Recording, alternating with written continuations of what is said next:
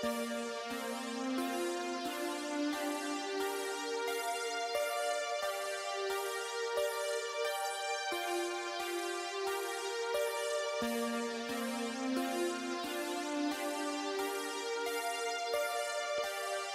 occasionally think how quickly our differences worldwide would vanish if we were facing an alien threat from outside this world. And yet I ask you, is not an alien force already among us? From the gates of Mount Rome to the far corners of the endless highway, wherever you are, welcome to the show.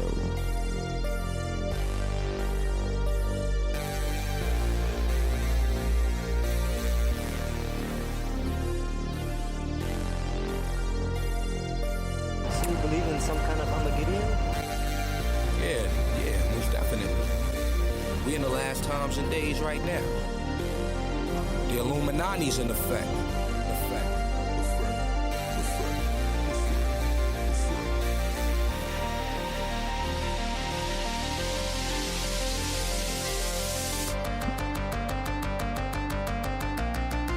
Hello, everyone, and welcome to another episode of The Unfiltered Rise. But today, it isn't just The Unfiltered Rise, because I have Tim here from Sixth Sensory Podcast, and we're doing a swap cast tonight. How you doing, Tim?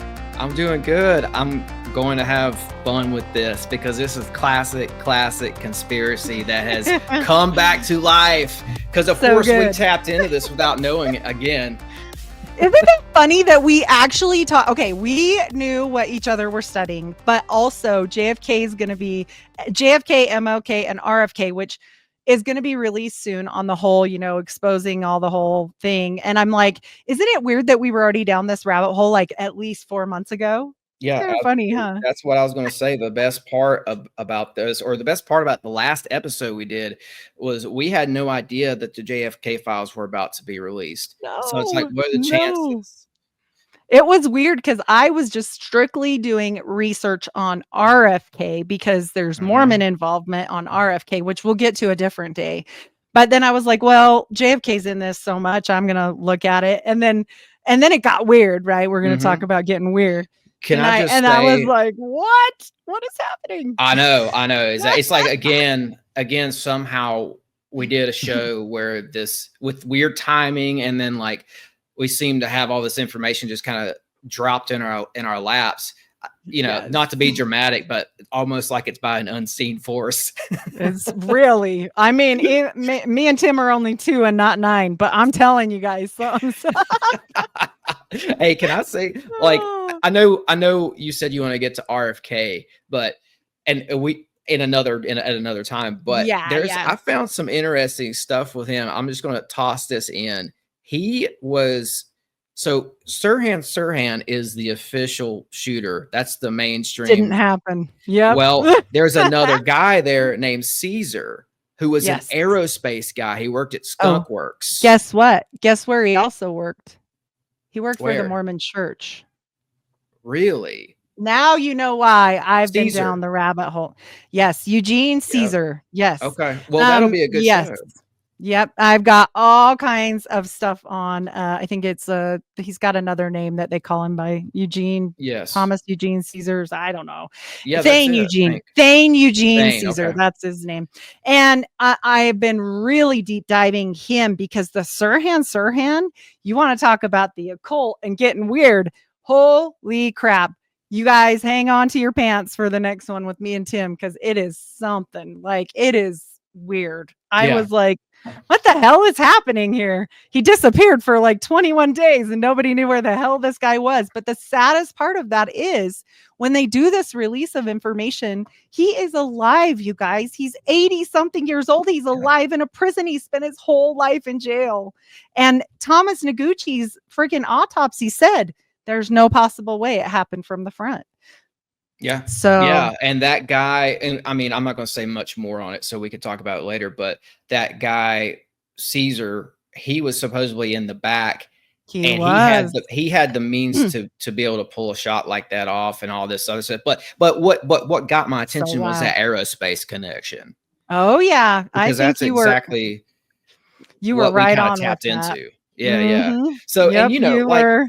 with like what's happening now, because it was a weekend or so ago, I saw Trump officially releasing the JFK files, and I saw where he said, "Here, give the pen to RFK." So I'm curious about how this is going to play out with these files, because they say when RFK wrote that book about Fauci that he had a full legal team with him who went through that book line by line before he published it.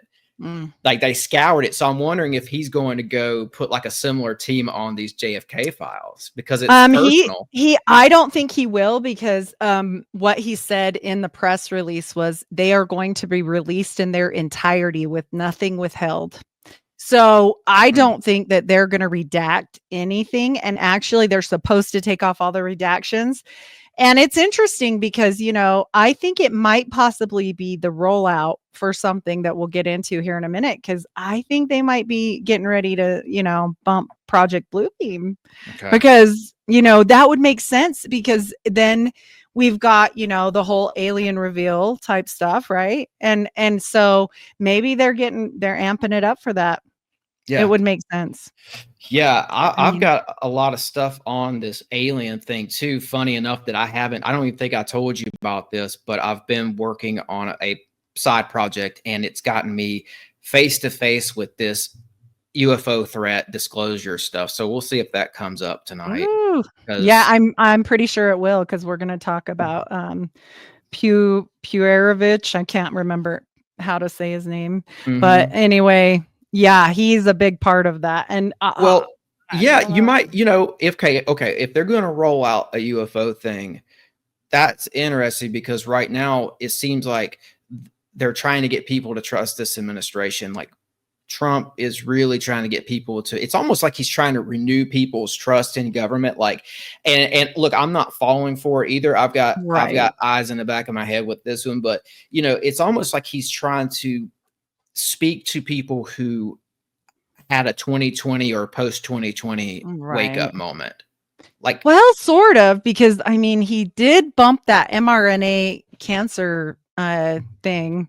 I don't want to say the word. And I'm like, that is so not smart right now. That is not a good idea, right straight out the gate, just like what happened before with Warp Speed. I don't think he was wise in that decision at this time, right? Like I would have cooled my jets for a hot second on releasing any kind of medical anything, just because people are going to be sketched, but also I can see that, he has a lot to lose here. Let's admit it. With Roy Cohn on the board of Permindex, which we're going to do a full financial side. This is the woo-woo side and there's the financial side, but I just can't believe that he would want that to touch him. Roy Cohn was his best friend. And Roy Cohn was a total swamp creature. He was he knows where the bodies are buried. He's one of those kind of guys. It's almost like, because he put him there. Yeah, he probably had a hand in it. It's almost like that was Trump's glimpse into the very, very dark side of politics. And I don't know if that hurt or helped Trump. We'll see. But if we're going to talk about UFOs, I've got something I've been wanting to run by you, and it starts with Trump's minister. Oh, so I don't know about this. Yeah, so we are going to talk about some weird church today. So this will pipe right into that. So Trump's minister is a guy named Norman Peale, who is actually influenced by Swedenborg, the old occultist guy. Yeah, Swedenborgian. But it's like, it's kind of disguised. But basically, Peale wrote a book. It's called The Power of Positive Thinking. And people have pointed out that it's basically line by line, like based off of Swedenborg's principle. So I thought that was interesting because, Swedenborg's like this occultist guy, but Peale, in addition to being Trump's minister, he's also Nixon's minister and a minister to the Eisenhower family. So I don't trust anybody that's with Eisenhower family. Yeah. So there's like a weird thread. I don't either. There's like a weird thread between those groups and JFK and the secret space stuff, because Trump and Nixon were like really close. Trump had a letter up in the White House that Nixon wrote him Nixon later in life moved to New York and was hanging out with Trump. And Nixon was working with like during his time in office, Nixon was working with a secret space base in Australia that was getting all this crazy UFO information. So, and Nixon was rumored to have compiled all that and put it in a time capsule in the White House for just the right president or leader to come by. It'll just like, pop open. Yeah, well, when yeah, it's time. I think he was going to clue kidding. them in. Right. He was going to clue them in, but it was like this UFO disclosure, free energy, aerospace, advanced technology that Nixon but Trump also in his he family knows because Tesla, his Uncle John. His uncle, yeah. So like, yeah. Here's what I was thinking with that.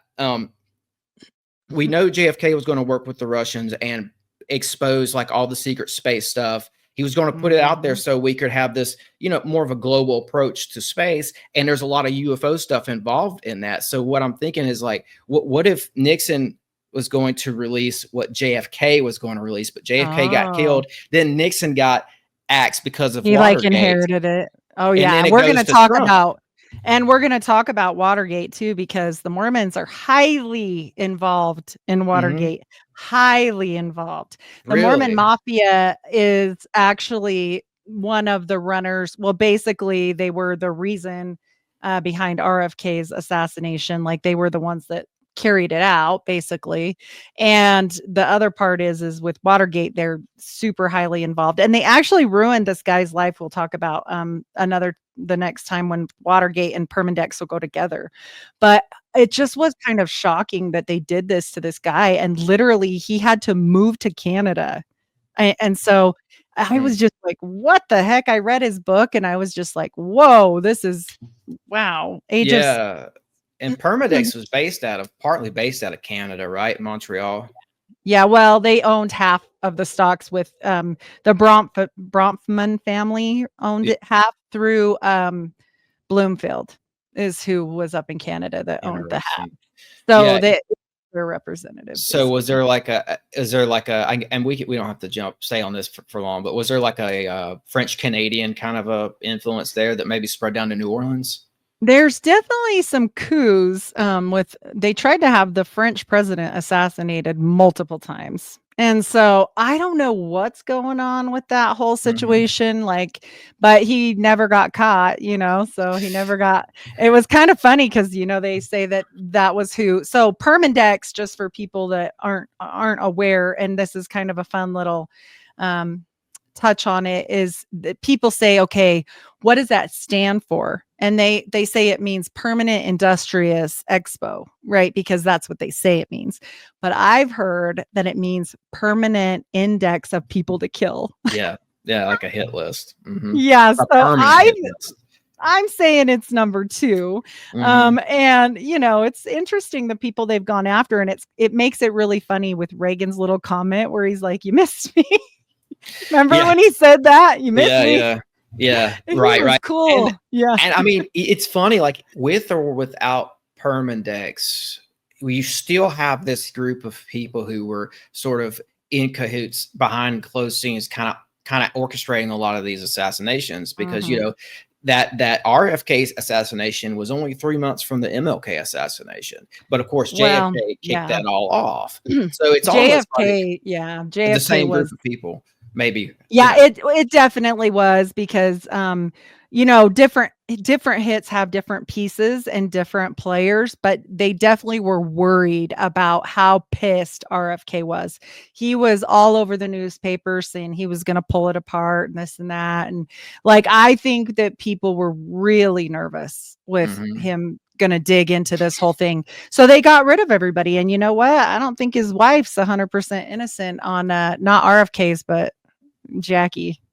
I don't think Jackie's innocent in this. Well, it's like we talked about last time. And I mean, for me, this pulls the car right up to talk about the UFO stuff. Jim Garrison, in interviews with Rampart, he said he narrowed down the suspects of the JFK murder to names within the aerospace military industrial complex. And the people who have all the info on the UFO stuff, like the MJ-12 and all this, blue book, all that, all the people who were working with government approval to look into the UFO thing were part of this aerospace military industrial. Well, you know who was over MJ-12 for a long time. It was Bush. And Yeah. And Bush, he's got a part to play when we get in with Hughes. Once again, he is part of Zapata Oil. He actually rents a piece of an island from Hughes, who was very anti-communist. He was very serious about we do not cahoots with anybody, but he was also super racist. And whatever. It's a different time and place. I get it. There were 2 Bushes too. I think there was a Vanover Bush. This one, the MJ-12, I think the secrecy part, at least in the government end, I think was President Bush. But as far as the file and his workings was Vanover. And then John was his John Trump worked for, or he was what, his protege. Yeah. Yep. Yeah. It was such a me wild away. Tie-in. That's well, and the fact that honestly, we're going to talk about this guy today that I'm this is more Stranger Things than anything else I've ever seen. And we probably should do a deeper dive with an MK Ultra another time.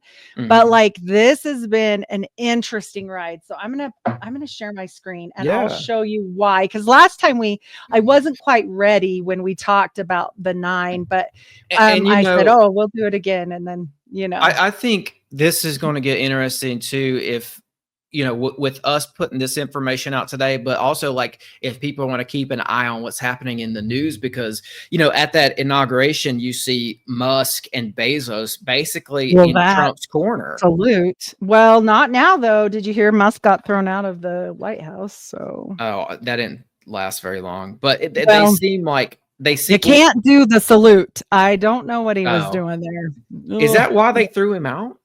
No, but all of a sudden he had his access. This is what I read on just news stuff on my phone. His access has been removed and he now reports to, I think, the Secretary of Defense lady, or I can't remember who, but it was a woman. And they said she would not have been able to make that call. That had to have come directly from the president. So I don't know what the heck. Well, Trump's little baby brainchild thing is Space Force. That's part of his legacy. And I mean, Elon Musk holds a lot of contract with Space Force. So they've been working together behind the scenes for a long time. Trump and Musk have, I think. I just thought it was interesting. There was a squabble. There was a squabble over some money for Space Force. That was what the deal was. Okay. He said, we want this much money for Space Force. Trump did. And then Elon was like, I don't have that much money. And so there was kind of this little weird glitch. It'll probably smooth over unless it's not meant to. But I just wonder if Trump, with or without Musk, Bezos, and some of these other guys are going to bypass NASA and aerospace and kind of revive the space race. That's kind of what JFK was going to do. So I know that's a death warrant. Wow. Yeah. After reading all this stuff, I'm like, oh, I don't know. But I mean, obviously the last guy that tried to do it, maybe it just wasn't the time yet. Right. And so this is kind of a little bit before we're going to talk a little bit about these players too, before we get to the 9. But this is Guy Bannister. I'm sure you've heard about Guy Bannister. And so, he's the UFO researcher for the CIA with the whole Maury Island affair. Yes. And so he was, had a big, huge fight though after the JFK assassination. And he actually drew a gun on Ferry. His last name is Ferry. And he said, what are you going to do? Kill me like JFK? And actually he got arrested. One of them got arrested. And so I thought that was really interesting because they were drunk at a bar. And I was like, oh, that's kind of a weird place to start. But when I said we were going to talk about fake churches today, it's not even the Mormons I'm going to pick on. So that Guy Bannister, he's basically a pope over this fake church. Yes, he was also he was also a UFO investigator for Hoover, and they had, I'll let you tell it, but they had him in a CIA front church. Yes. Well, actually, it's never been confirmed that it was Orthodox. a CIA front, but yes, it was the Orthodox Church. And Yeah. I was like shocked that, and this is Jack S. Martin. He was also involved in this church, this little fake church, and he's a bishop. They're all bishops except for Bannister. Bannister was kind of like the Pope. There was no church parishioners or anything, and it was just this place. And that was it. And they never really did anything with it. So they're not copying to it. Mhm. So also Walter Myron Profeta was in it, former Ukrainian priest, notorious anti-communist, which means anti-Russian, basically at this point in time, picked by Dewey to be the White House chaplain and close associate of J. Edgar Hoover. So he was also one of the people. Oh my gosh, I hate when my computer does that. And it does it a lot. I have no idea why it does that. Christopher Maria Stanley, he's also known as Carl Stanley for the FBI. He was a close associate with Ferry Profeta Martin, and he was a part of this church as well. So the weird part is all these guys start dropping like flies, okay, Yeah, after JFK's death. Like they were summoned to, this guy was the only guy that showed up. They were summoned to New York, and basically they said, bring your documents with you, why you're doing this or whatever. And it was for the FBI. Like they knew who it was being summoned for. And he was the only one that actually went. Everybody else was like, nah, bro. And so they didn't go, and he dies. And then, Ferry dies. All these people start dying. Well, and this is Garrison, right? Garrison called. So for just to pan over these players here, it's Guy Bannister was over Clay Shaw. Clay Shaw worked for Guy Bannister, but what was happening with the Garrison investigation is Garrison called a guy named Russo to the stage, and Russo said that he had overheard Oswald, Clay Shaw, and Ferry at a party conspiring to shoot Kennedy, and that they had even gone so far as to say that they were going to do like a triangulation of crossfire and all this and that. But the problem is that all these guys are CIA. And so it's like the CIA threw their own people at the problem just to muddy the waters, just to obfuscate things, right? Well, and it was such a weird little thing, but and I get the like to hide it or whatever, but then like when you get to the point where they start dropping dead, that's just kind of crazy, because they're like, oh, he just had an aneurysm, oh, this guy committed suicide, oh, this guy touched his car door and had a jelly-like substance on his hand and just bloop, died after that. So the CIA killed them off. They killed their own people. This was like after you do the deed, you get killed by your handler. Right. And so all of this plays into like the whole thing when we're going to get into like why maybe something happened, which is why I bring it up. And it's just kind of a blip. It's not about the 9, like I said, but I think it's important enough because it's going to tie into the future. So that's why I put it on here. How much stuff do you have on Shaw right now? Not tons. We can definitely go over Shaw for sure. Maybe I can pepper this in real quick because I think that Shaw was 100% CIA, because I looked into him. He was so Shaw, he worked for Guy Bannister, who Heidi's talking about, right? So Shaw was traveling a lot, mainly to South America. And from what I could tell, whenever he would return, whenever he'd come back into the country, he would give the CIA a report of the things he saw, names and incidents and all kinds of stuff. He did that for around 10 years, leading right up to the 60s, right up to the assassination. So he was a total CIA. I don't know if he was completely if he was a wannabe, but they were using him. He was a rookie recruit. He was kind of in that mode. He was definitely a shill. So ultimately, I think that he was CIA, and CIA brought him in probably to clutter up the investigation and just, kind of like use them until they don't need them anymore. And then you just toss them like trash. So, well, and you have to understand one other thing is Clay Shaw is on the Permindex board. Wow, I forgot about that. So I don't know if he's a useful idiot or playing one, right? Oh, Like, good point. I mean, like who really knows the truth? But all of these guys I showed you guys in, Jack Martin, the bishops, these people that Garrison mentions, they're all in this fake church, but they all also were in the Maury Island affair. So they knew stuff. I think they're trying to clean up, anything X related. And when I say X related, I mean X-Files related, because I think they wanted it to go away. Like they just weren't, they weren't having it. And the other one that died, Ferry, he was a pilot. And, then the pictures came out later with Oswald, which I have in here. I think, let me minimize. They worked on the same Civil Air Force patrol unit. Yes, and they did. Going back to this UFO thing, Oswald and Ferry worked on some sort of a secret There you project go. involving the UFO spy plane. Here's the Cap days. He was a pilot, and it was in the let's see, civil something pilots. Like he was a pilot for that, and so and I can't remember the Hey, I don't have abbreviation. anything on the screen, by the way.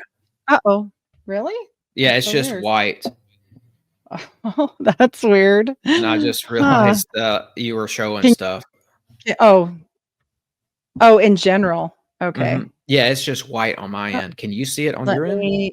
Yeah, I can see it on my end. Hopefully it's going to behave. Let's see. Yeah, and Maury Island, for people listening, was a lot of people think when they think 1947, they think Roswell and Kenneth Arnold, but there is a third incident called the Maury Island incident. Yes. And it's been muddied up so much that a lot of people in the UFO community don't even think it happened. But I think some of that might be propaganda. I'm not really sure. Can you see these now? Can you see Guy Bannister? No, it went white again. But so I mean, weird. If you can see it on your end, hopefully that'll show up in your recording. I know, that's what makes me nervous, because when I go back to the recording thing, it doesn't show. Let's see. I'm going to remove it and then do it again. I'm going to just stop sharing and then try again, because it should be showing. I've never had it not do that before. So let's see. So do you think that there's like you said, X-Files, like there's like a UFO file on the Maury Island incident and some of that other stuff that they were trying to clean up? I think that they were trying to get rid of anybody that could possibly say, yes, for sure that this happened. You know, okay. So I'm going to share a picture. Can you see it? I can. Perfect. We're good. We're back in business. So that's Guy Bannister, you guys, just in case it didn't go through. And he was the one we were talking about being the Pope and kind of over this fake church. And the fake church was called, let's see, I think I wrote that down.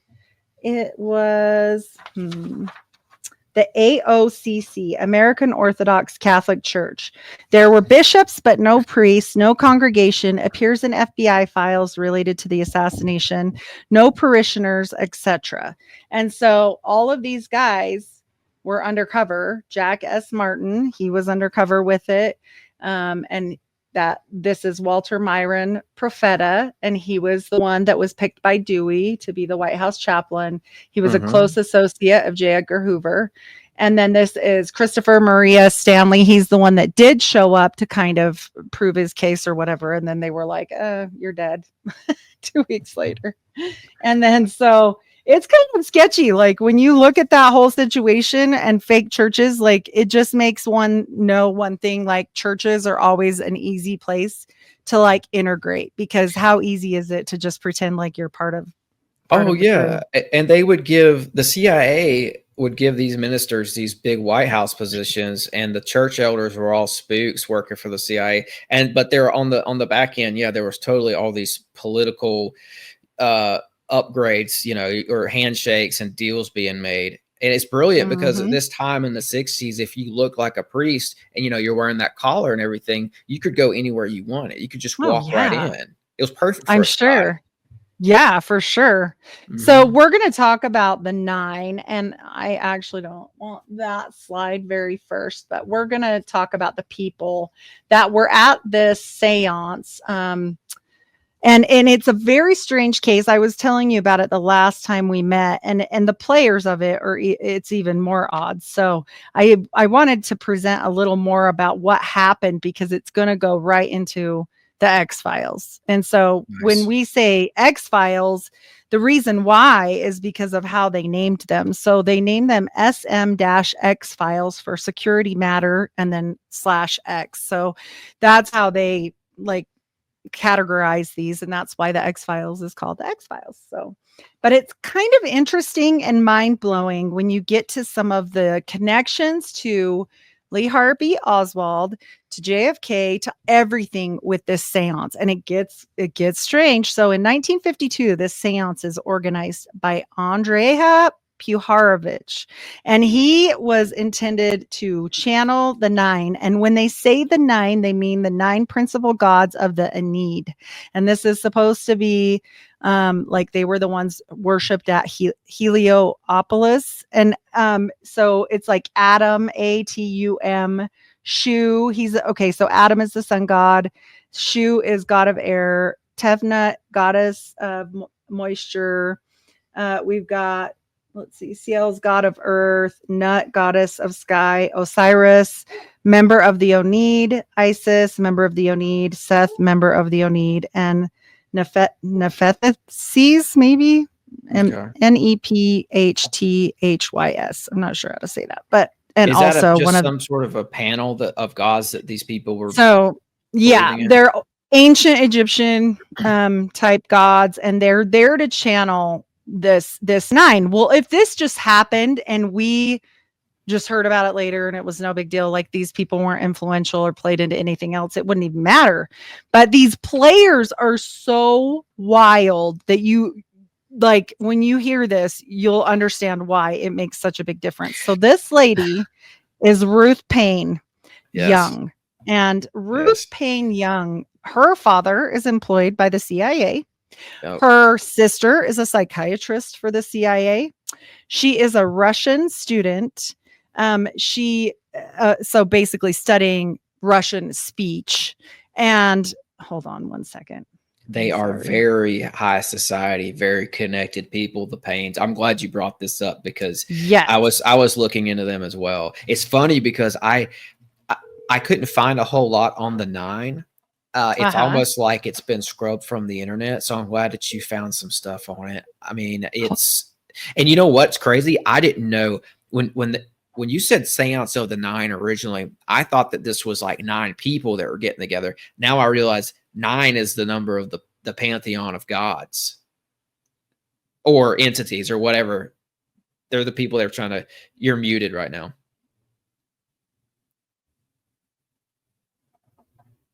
Yeah, you're still muted. Okay, that's because I'm calling my kid. Jeez, my fault.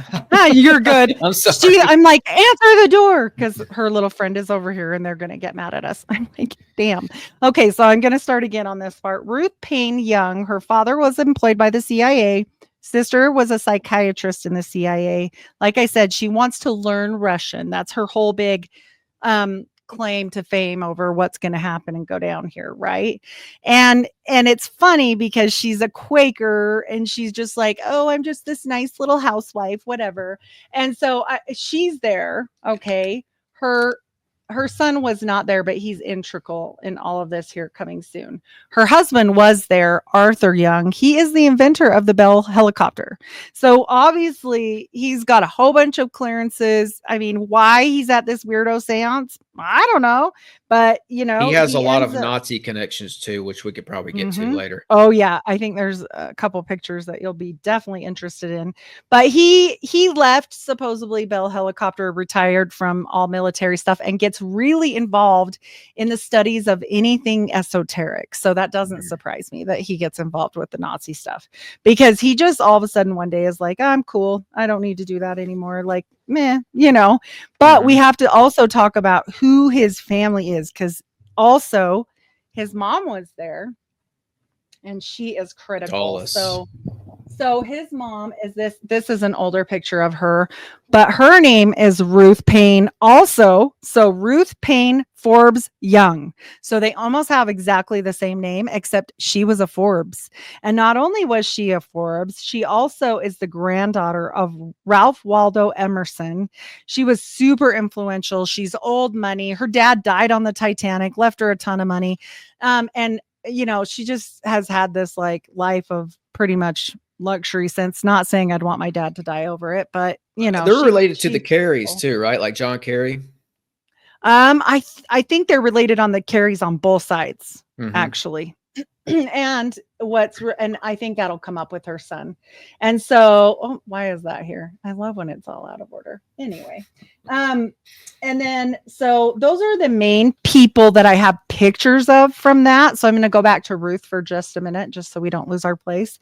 But the other people, I couldn't get the pictures of them, but I do have who was there, and it's pretty interesting when you listen to the names, right? So we've got Henry and Georgia Jackson. We've got Alice Bouvier, born Alice Astor.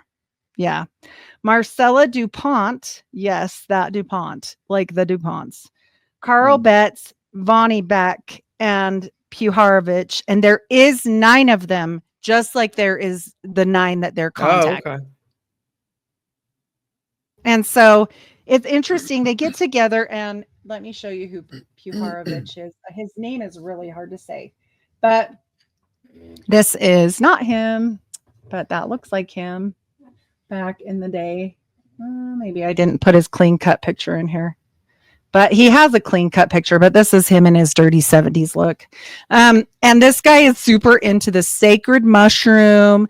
He is a big deal in the CIA. And so Puharovich served as a captain at Edgewood in the Army, and he is in the arsenal of hallucinogenics, drugs, and psychic ability. He is literally probably how Stranger Things was made. Like, he is the inspiration for this. He was working on psychic ability specifically to find a way to stimulate psychic ability and drug use to use that to do that. And so he worked for the CIA in the 1950s, and he's the one that found Uri Geller. So if you guys know about Uri Geller, like, he's a whole rabbit hole too, but Uri Geller actually didn't like him because he said, I always felt like he was trying to get things out of me for the CIA. So he didn't like it. And it wasn't a for sure thing. Like, it was kind of on the DL that, oh, he's working with the CIA, but Geller had figured it out. He was like, I don't like this. So whether you believe Geller or not, because Geller's kind of, some people don't. What was this guy doing for the 9? Weren't they sending him off to other countries and stuff to, I don't know, to like do research and stuff that was going to help them esoterically? They do after this happens. And so he is the one running the 9 this night. And this night is in 1952 at this seance on a full moon, or actually it's on June 27th, 1953. The original organization of it was in 1952, but they picked a certain moon and everything to do this by. So this guy is running it, and these fancy people that I'm telling you about, and like how they're basically the 9, they also are known as the Round Table Foundation. So this guy gets a whole bunch of backing by all these richies. And so not only is he working on the side for the CIA, but he's also doing all of this work. And this is like part of their testing, like later on with the ESP abilities and like different testings that they did. He was the one that did all the hallucinogenic drug research and everything. But this is 2 years after, or well, 1.5 years after this seance. So during this seance, they have some kind of like mass psychological experiment with broader psychological application. They won't say exactly what they found out, but we know this, like, as soon as this happens, all of these people end up kind of a part of the JFK situation. And even, to the point where some had been shut down, and they say they spoke to aliens hovering above in space and all this stuff during this time. And so it's so weird that when we go backward and we see, okay, they do this seance, whatever, they don't meet again for quite some time. He takes off, he's doing his thing. None of these people really have a whole lot to do after this night, except the Paynes. And the Paynes, Arthur is not really too much on the wordiness, but Ruth Payne was like a number one testimonial person. And Michael Payne, her son, he actually worked. He was her first marriage child. So Michael went and got a job at Bell Helicopter. And he did not just have regular security clearance there. His stepdad was the one that built the Bell Helicopter. So he had massive security clearance there. So just to know, he's kind of a big deal in with that. And also their testimony thing that you mentioned, you're talking about testimony in the JFK assassination later. Yes. Way later. Because it looks like when you look at the dates that it looks like they were doing a lot of this work. You said, I think in 1953 or 1954. Four is when they start really getting in on this whole acid trip stuff. But for now, Michael is just so people know who he is. He's an engineer and he's working at Bell Helicopter. Okay. And he talks to his wife after the assassination. And he was saying, we both know who is responsible for this, because they had their phones bugged. And also at Bell Helicopter, guess who his boss is? He was a Nazi, Dornberger, right? Yes, he's got a Nazi boss.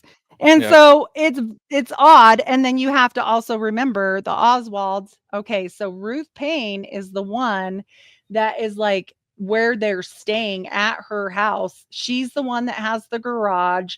She's the one that's basically the connect. And here's that picture we were talking about earlier with Ferry, just so people can see. Dornberger, this guy's boss, he was a paperclip Nazi. He was, they were going to hang him at Nuremberg. That's how bad this guy was.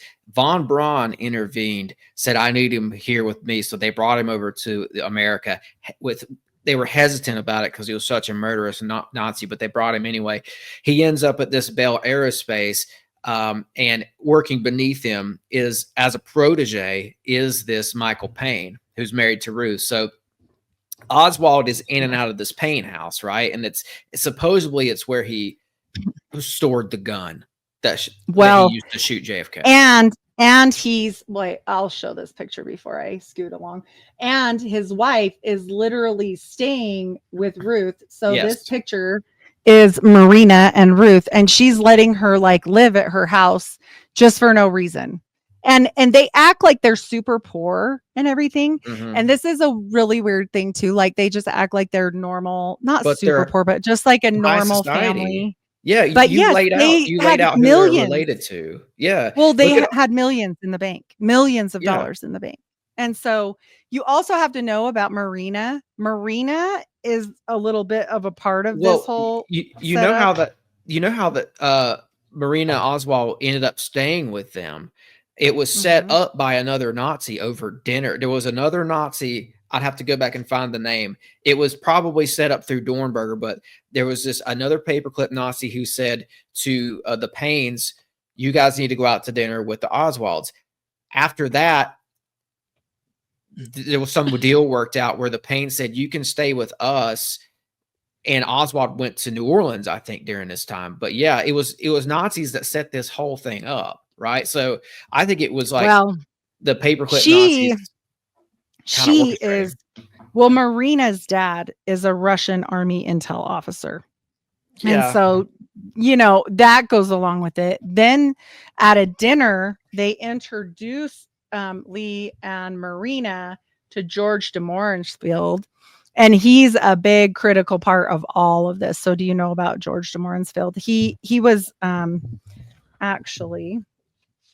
he's a kind of big deal in a big part of this. So he is running a Russian high society, white society like deal. And he was a petroleum geologist, an anti-communism. Anytime you hear that, like, have your ears turned on.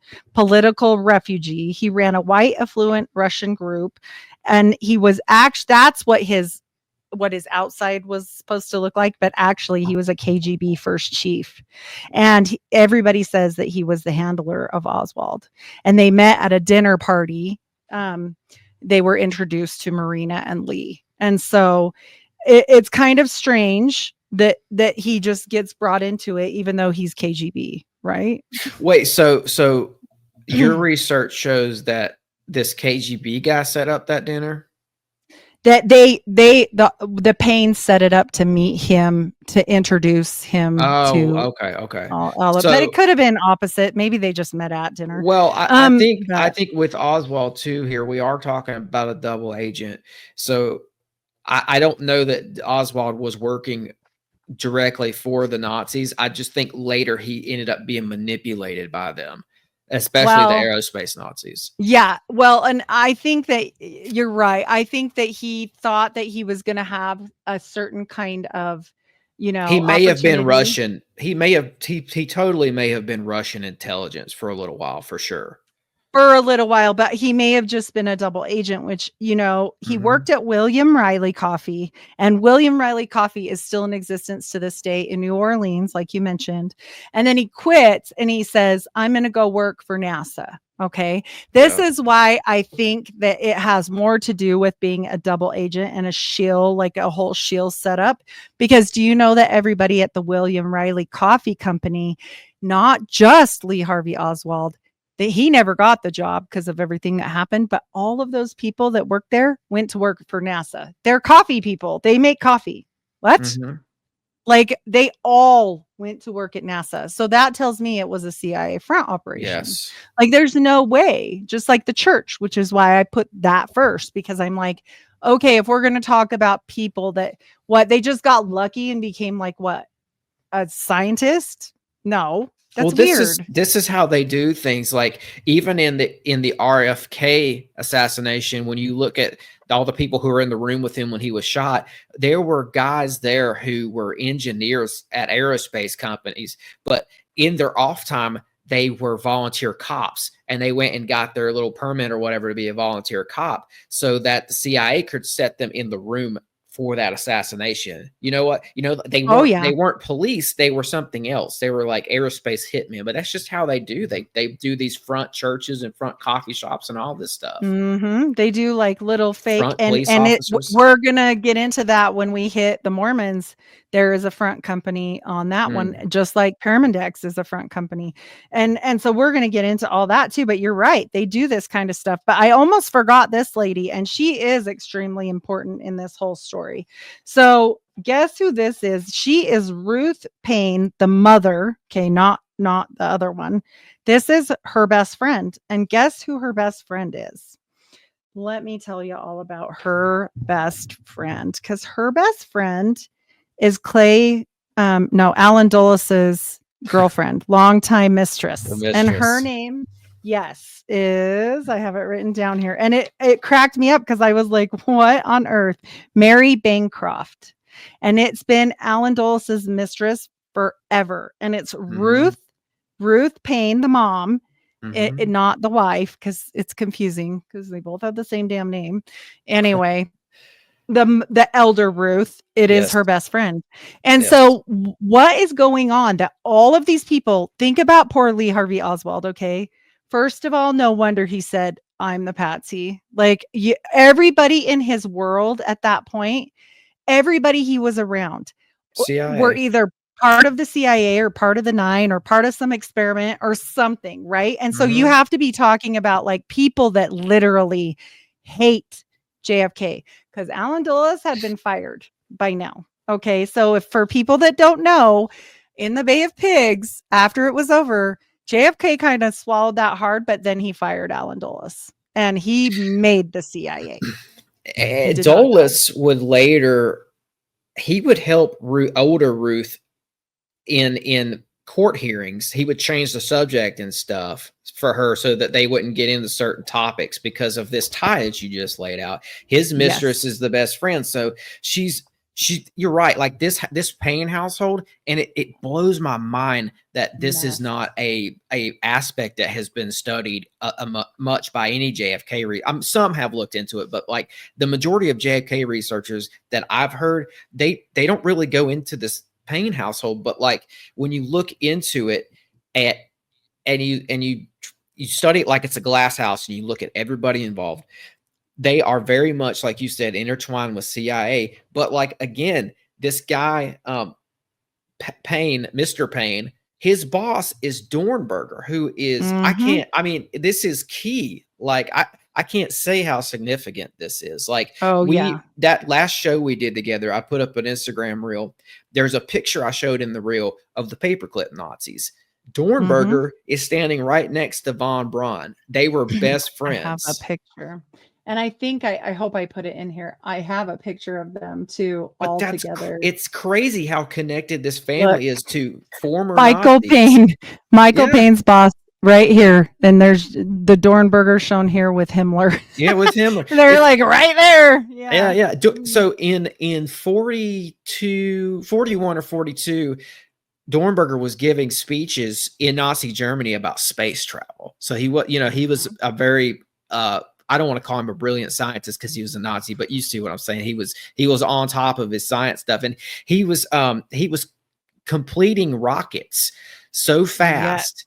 He was building them so fast that Hitler publicly apologized to Dornberger and said, "I'm sorry I ever doubted your work," because he was so efficient. So this guy was like the Jack Parsons of Nazi Germany. Well, and they even say like this picture is 2 weeks before JFK is killed.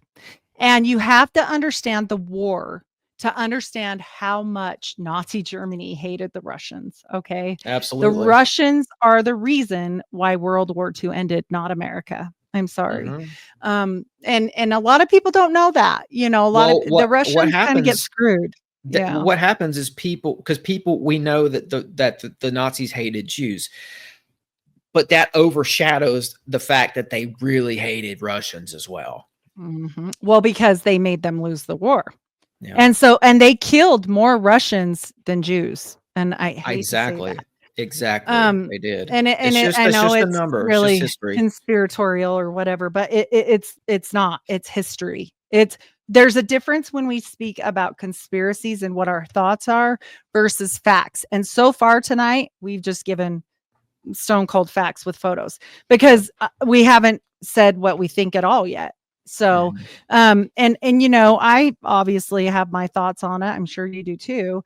I have two different directions though, and it's kind of hard, but von Braun even said that Dornberger had to come, like you said, but I found this little gem when I was going through things and I laughed so bad because I was like, the fucking Mormons, they always show their little faces.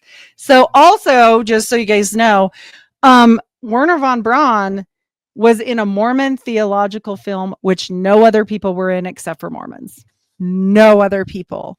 So this is going to open up a whole discussion with me and Tim after I go through these slides because they're almost done. And I'm telling you guys, I was telling him before we rolled what I think, and it's weird. So we'll leave it at facts right now because it'll get weird. Can I just go back to something you said and lay out something real quick? When it comes to this Russian thing, you're absolutely right. I'm with you. Like we're trying to take as historical of an approach as possible here.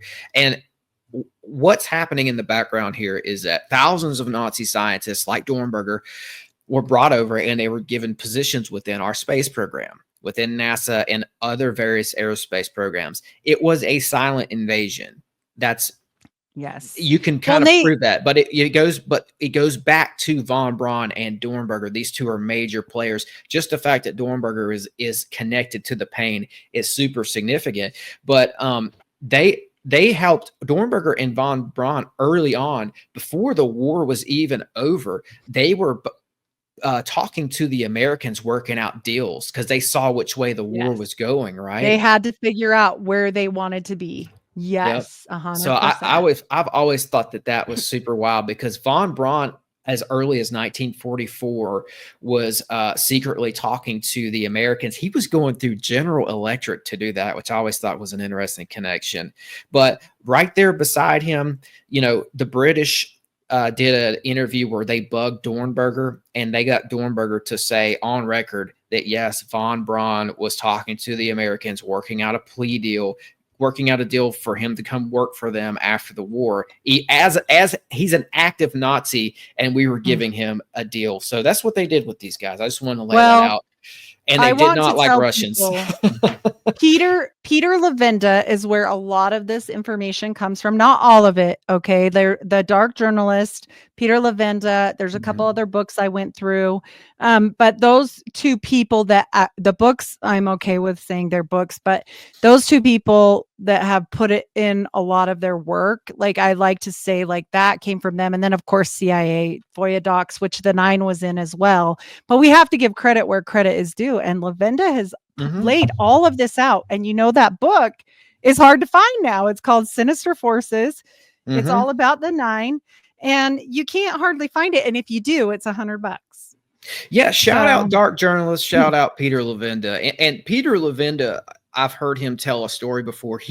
When we talk about this church connection, these CIA church fronts, that's Levenda, the only person I've ever seen go over that. Well. Yeah. Well, he actually started a church when he was young, and it was, you know, he didn't believe in the Vietnam War. He didn't want to go fight that war, and good for him. So he started a church with his friend, and it was like an Orthodox church of some sort. So he got involved in New York in this Orthodox and he knew all of them. He knew all of those people. Yeah. So he saw firsthand what was happening in the Orthodox churches of New York and beyond, New Jersey as well.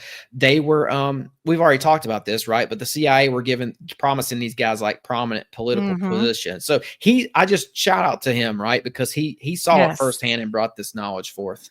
Well, and he's, De Mohrenschildt, the guy I showed you. So just to kind of sweep that under too, like to finish that guy up, he killed himself as soon as Garrison requested an interview with him. So 2 weeks after Garrison's report hit the news, he killed himself. And then you see things. Yeah. And then you see things like this, where, this was a CIA FOIA doc. If you look at the bottom, these are CIA FOIA docs. All of this stuff really happened where Tim is talking about them protecting. It happened through the churches. It happened through the 3-letter agencies. This is how it happened. And the problem is people think of Project Paperclip and they just think, oh, well, it was just Nazi scientists. No, it wasn't. It was thousands of people. And on top of that, it was thousands of rail cars full of everything. They had to bring everything with them. They had to. It was part of their deal. If they didn't bring their shit, they didn't get to come. And actually, we kind of know that they drug their feet a bit, because one thing is sure, we didn't make it to space first. Like, who did? The Russians, right? With Sputnik. And so, and I know that they had free reign. They had mailboxes. They could write letters. They were communicating still. And these are sneaky damn people. We're talking about Nazis, people. We're not talking about regular people. So I think they leaked it. And I think that, when that happened, because you know about the bomb that went and bombed Mexico. Do you know about this? No. They're dumbasses. They did it on purpose. America accidentally bombed Mexico. This is real. I should have wrote down the name of it. I've heard that actually. It happened because of the Project Paperclip Nazis. Yeah. They programmed it to not go where it was supposed to go, and it really pissed Mexico off. They probably wanted some sort of a war to pop off because of it. Well, I think they were unhappy where they were. That's why Russian got to space first. Like, there's only one way that happens is if they're dragging their feet. So they're dragging their feet. Then this whole bomb goes off in Mexico, and America's really got to kiss some ass. Like, really. Yeah. And so after that happens, I think they were given an ultimatum, like, you better get your shit together, or you're going to go. Cause like they were sick of it. And that was supposedly when we made it, where. Yeah. And, it's funny. You go back and you see, this is madness, right? This scene that you're depicting. Like, how did we get to this point as a country? And what happened was, I think ultimately, and this is what I want to tell people, because I don't see this being talked about a lot, especially not in mainstream media. Americans, at the end of the war, we sent some of our top scientists over there, and we had some CIA guys with them, I think, as well. But they went over to Nazi Germany and saw the setup. Right, they saw guys like Hans Kammler, who was building all these tunnels under a big castle, and he had a huge scientific, just a warehouse, just a total rig going on there. And Kammler and some of these other Nazis had set up this military industrial spec, and they were carrying it out through the Third Reich. Our American investigators and scientists who saw this, they came back and told Washington, DC, we need this now. We needed this yesterday. So that's how we got the military industrial complex. We got it from the Nazis.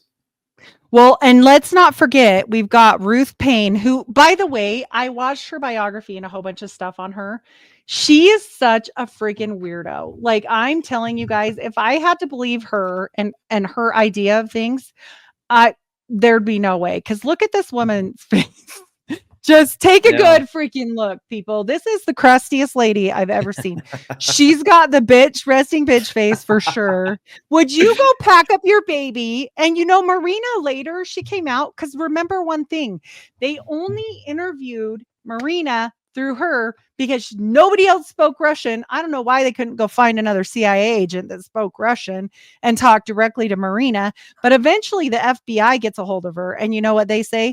Don't talk to her. She's CIA.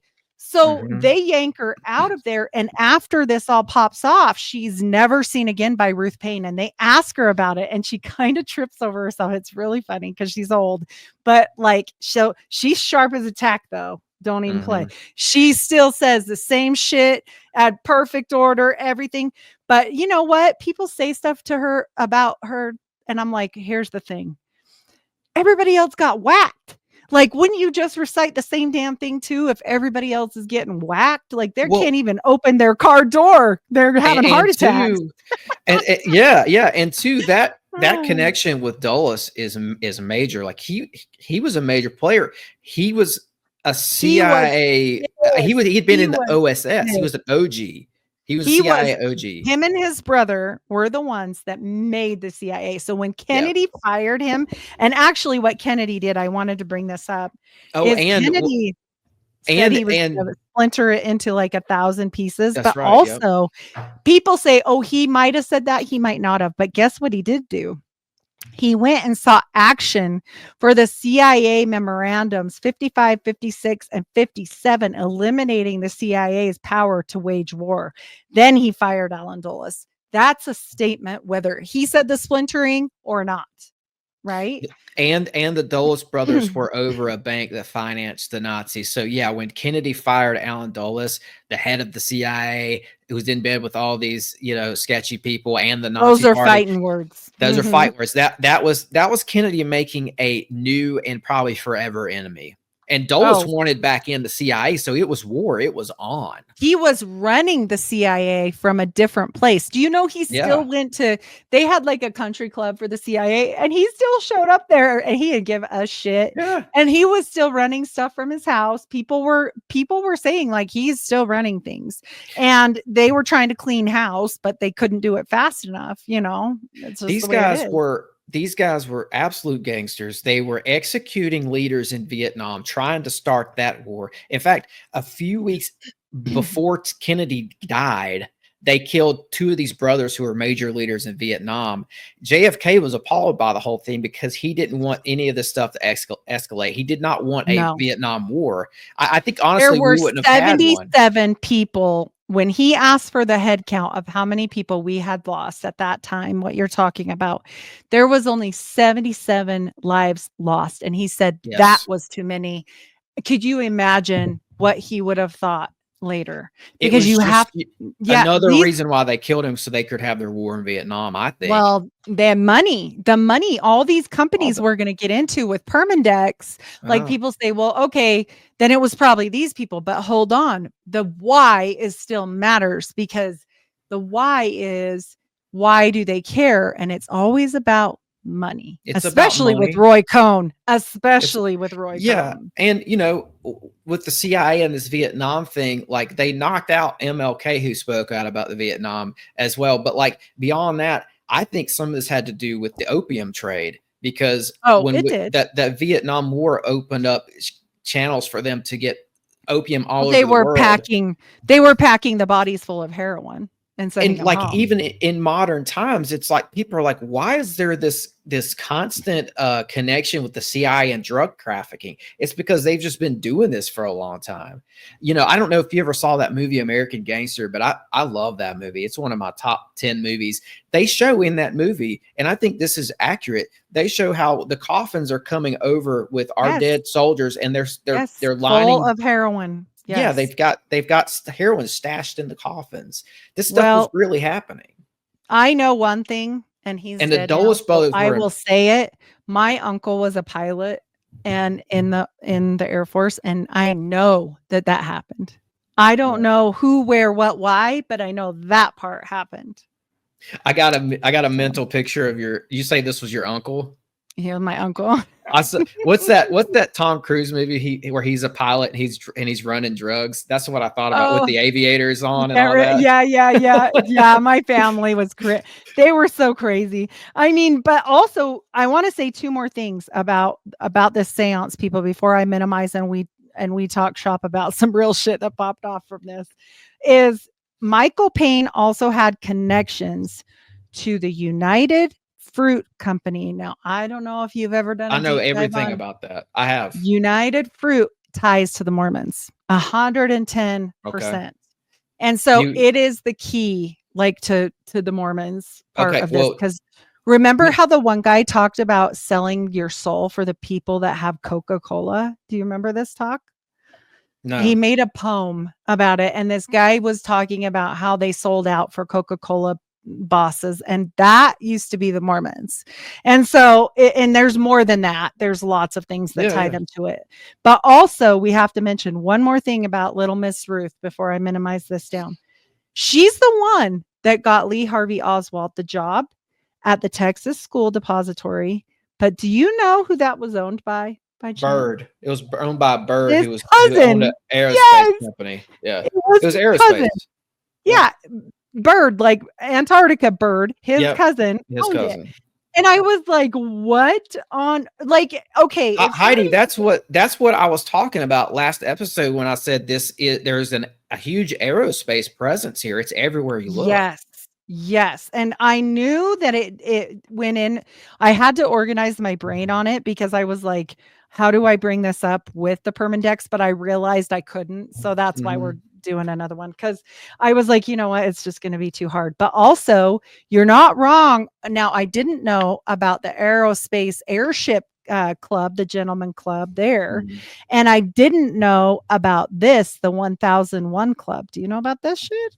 No. What about it? Oh, well, this 1001 club has a big part to do with like all the different like memberships being hidden, but this goes into national parks. We got to do a whole episode on the 1001 club. Okay. It is crazy, and it hides a lot of things, and they hide behind save the planet type shit. National parks. Well, I've got a connection too with United Fruit if you want to hear about it. Oh, I love that. Let's do that. I think I've got everything on here until we pop off to the X-Files. Yeah, so this is I'm going to minimize this. Yeah. This is just something short, and I think it might tie in a little bit. It's in the same time period as the 9, and because two of the dates I saw were 1953 and 1954. And then then Puharovich, he does get back in the scene of things and really takes off with like Stranger Things stuff. And he starts doing shit with kids and space kids and weirdo stuff in the 70s. He gets real crazy up. And so this is all happening in the Eisenhower years. And Eisenhower and the Dulles brothers undertook a small little private war called the Guatemala coup of 1954. And it's all centers around United Fruit Company, because the Dulles brothers and Eisenhower, our president Eisenhower, had stock in United Fruit Company. And so when that whole coup of Guatemala was to give United Fruit Company more land and to keep it from going under so they could continue to profit from it. So, honestly too, a banana republic. It was another one of these. Comes from. It was making them money, yes, off of the fruit and the produce and all that, but it was another one of these CIA stronghold fronts as well. So it gave them a stronghold in that area of South America. So I just thought that was interesting. I think it's even important tied in to tell people that is literally where the term banana republic comes from. Mm-hmm. That it from United Fruit Company, and there are so many people that are so damn crooked involved in that one. Same thing with the 1001 Club. Yeah, well, I wrote that down, so I'll look into that. But here's a big takeaway. I think this might segue us into UFOs. The CIA, they had power. Big time. They had a guy named Richard Bissell. Eisenhower put him over Area 51 in some capacity, but Bissell planned assassinations with the mob. He did mind control with the CIA, and it was like guys like Bissell who knew how to plan and execute assassinations, right? And use mind control in the process. So I think we see that happening a lot in the background, but this guy had a lot of info on UFO as well. Bissell did. If you look up it's Puharich. This guy, look up his patents, just his patents. Okay. It's the funnest freaking. People want to say we aren't talking to aliens. Bullshit. His patents, he has an automobile that runs with water, you guys. He has some great, guess what my favorite one is? And this goes back to Lee Harvey Oswald, if he did it, but I don't think he did. But this will totally tie into Sirhan. A laser that can manipulate somebody from far, far away mentally. They can, a mind-altering laser beam. What? I think they activated that shit in 2020 for real. Wow, yeah, that's crazy. Did you say this is the mushroom guy, right? Yes. His name is what's his last name again? Puharich. Puharich, I think is how you say it. But I was going to include a copy of it on here, and I should have. I was in a hurry, but I wanted to do a snapshot of just his holdings on his patents when he died. There were over 75 that were like in limbo. There were like a bunch of other ones.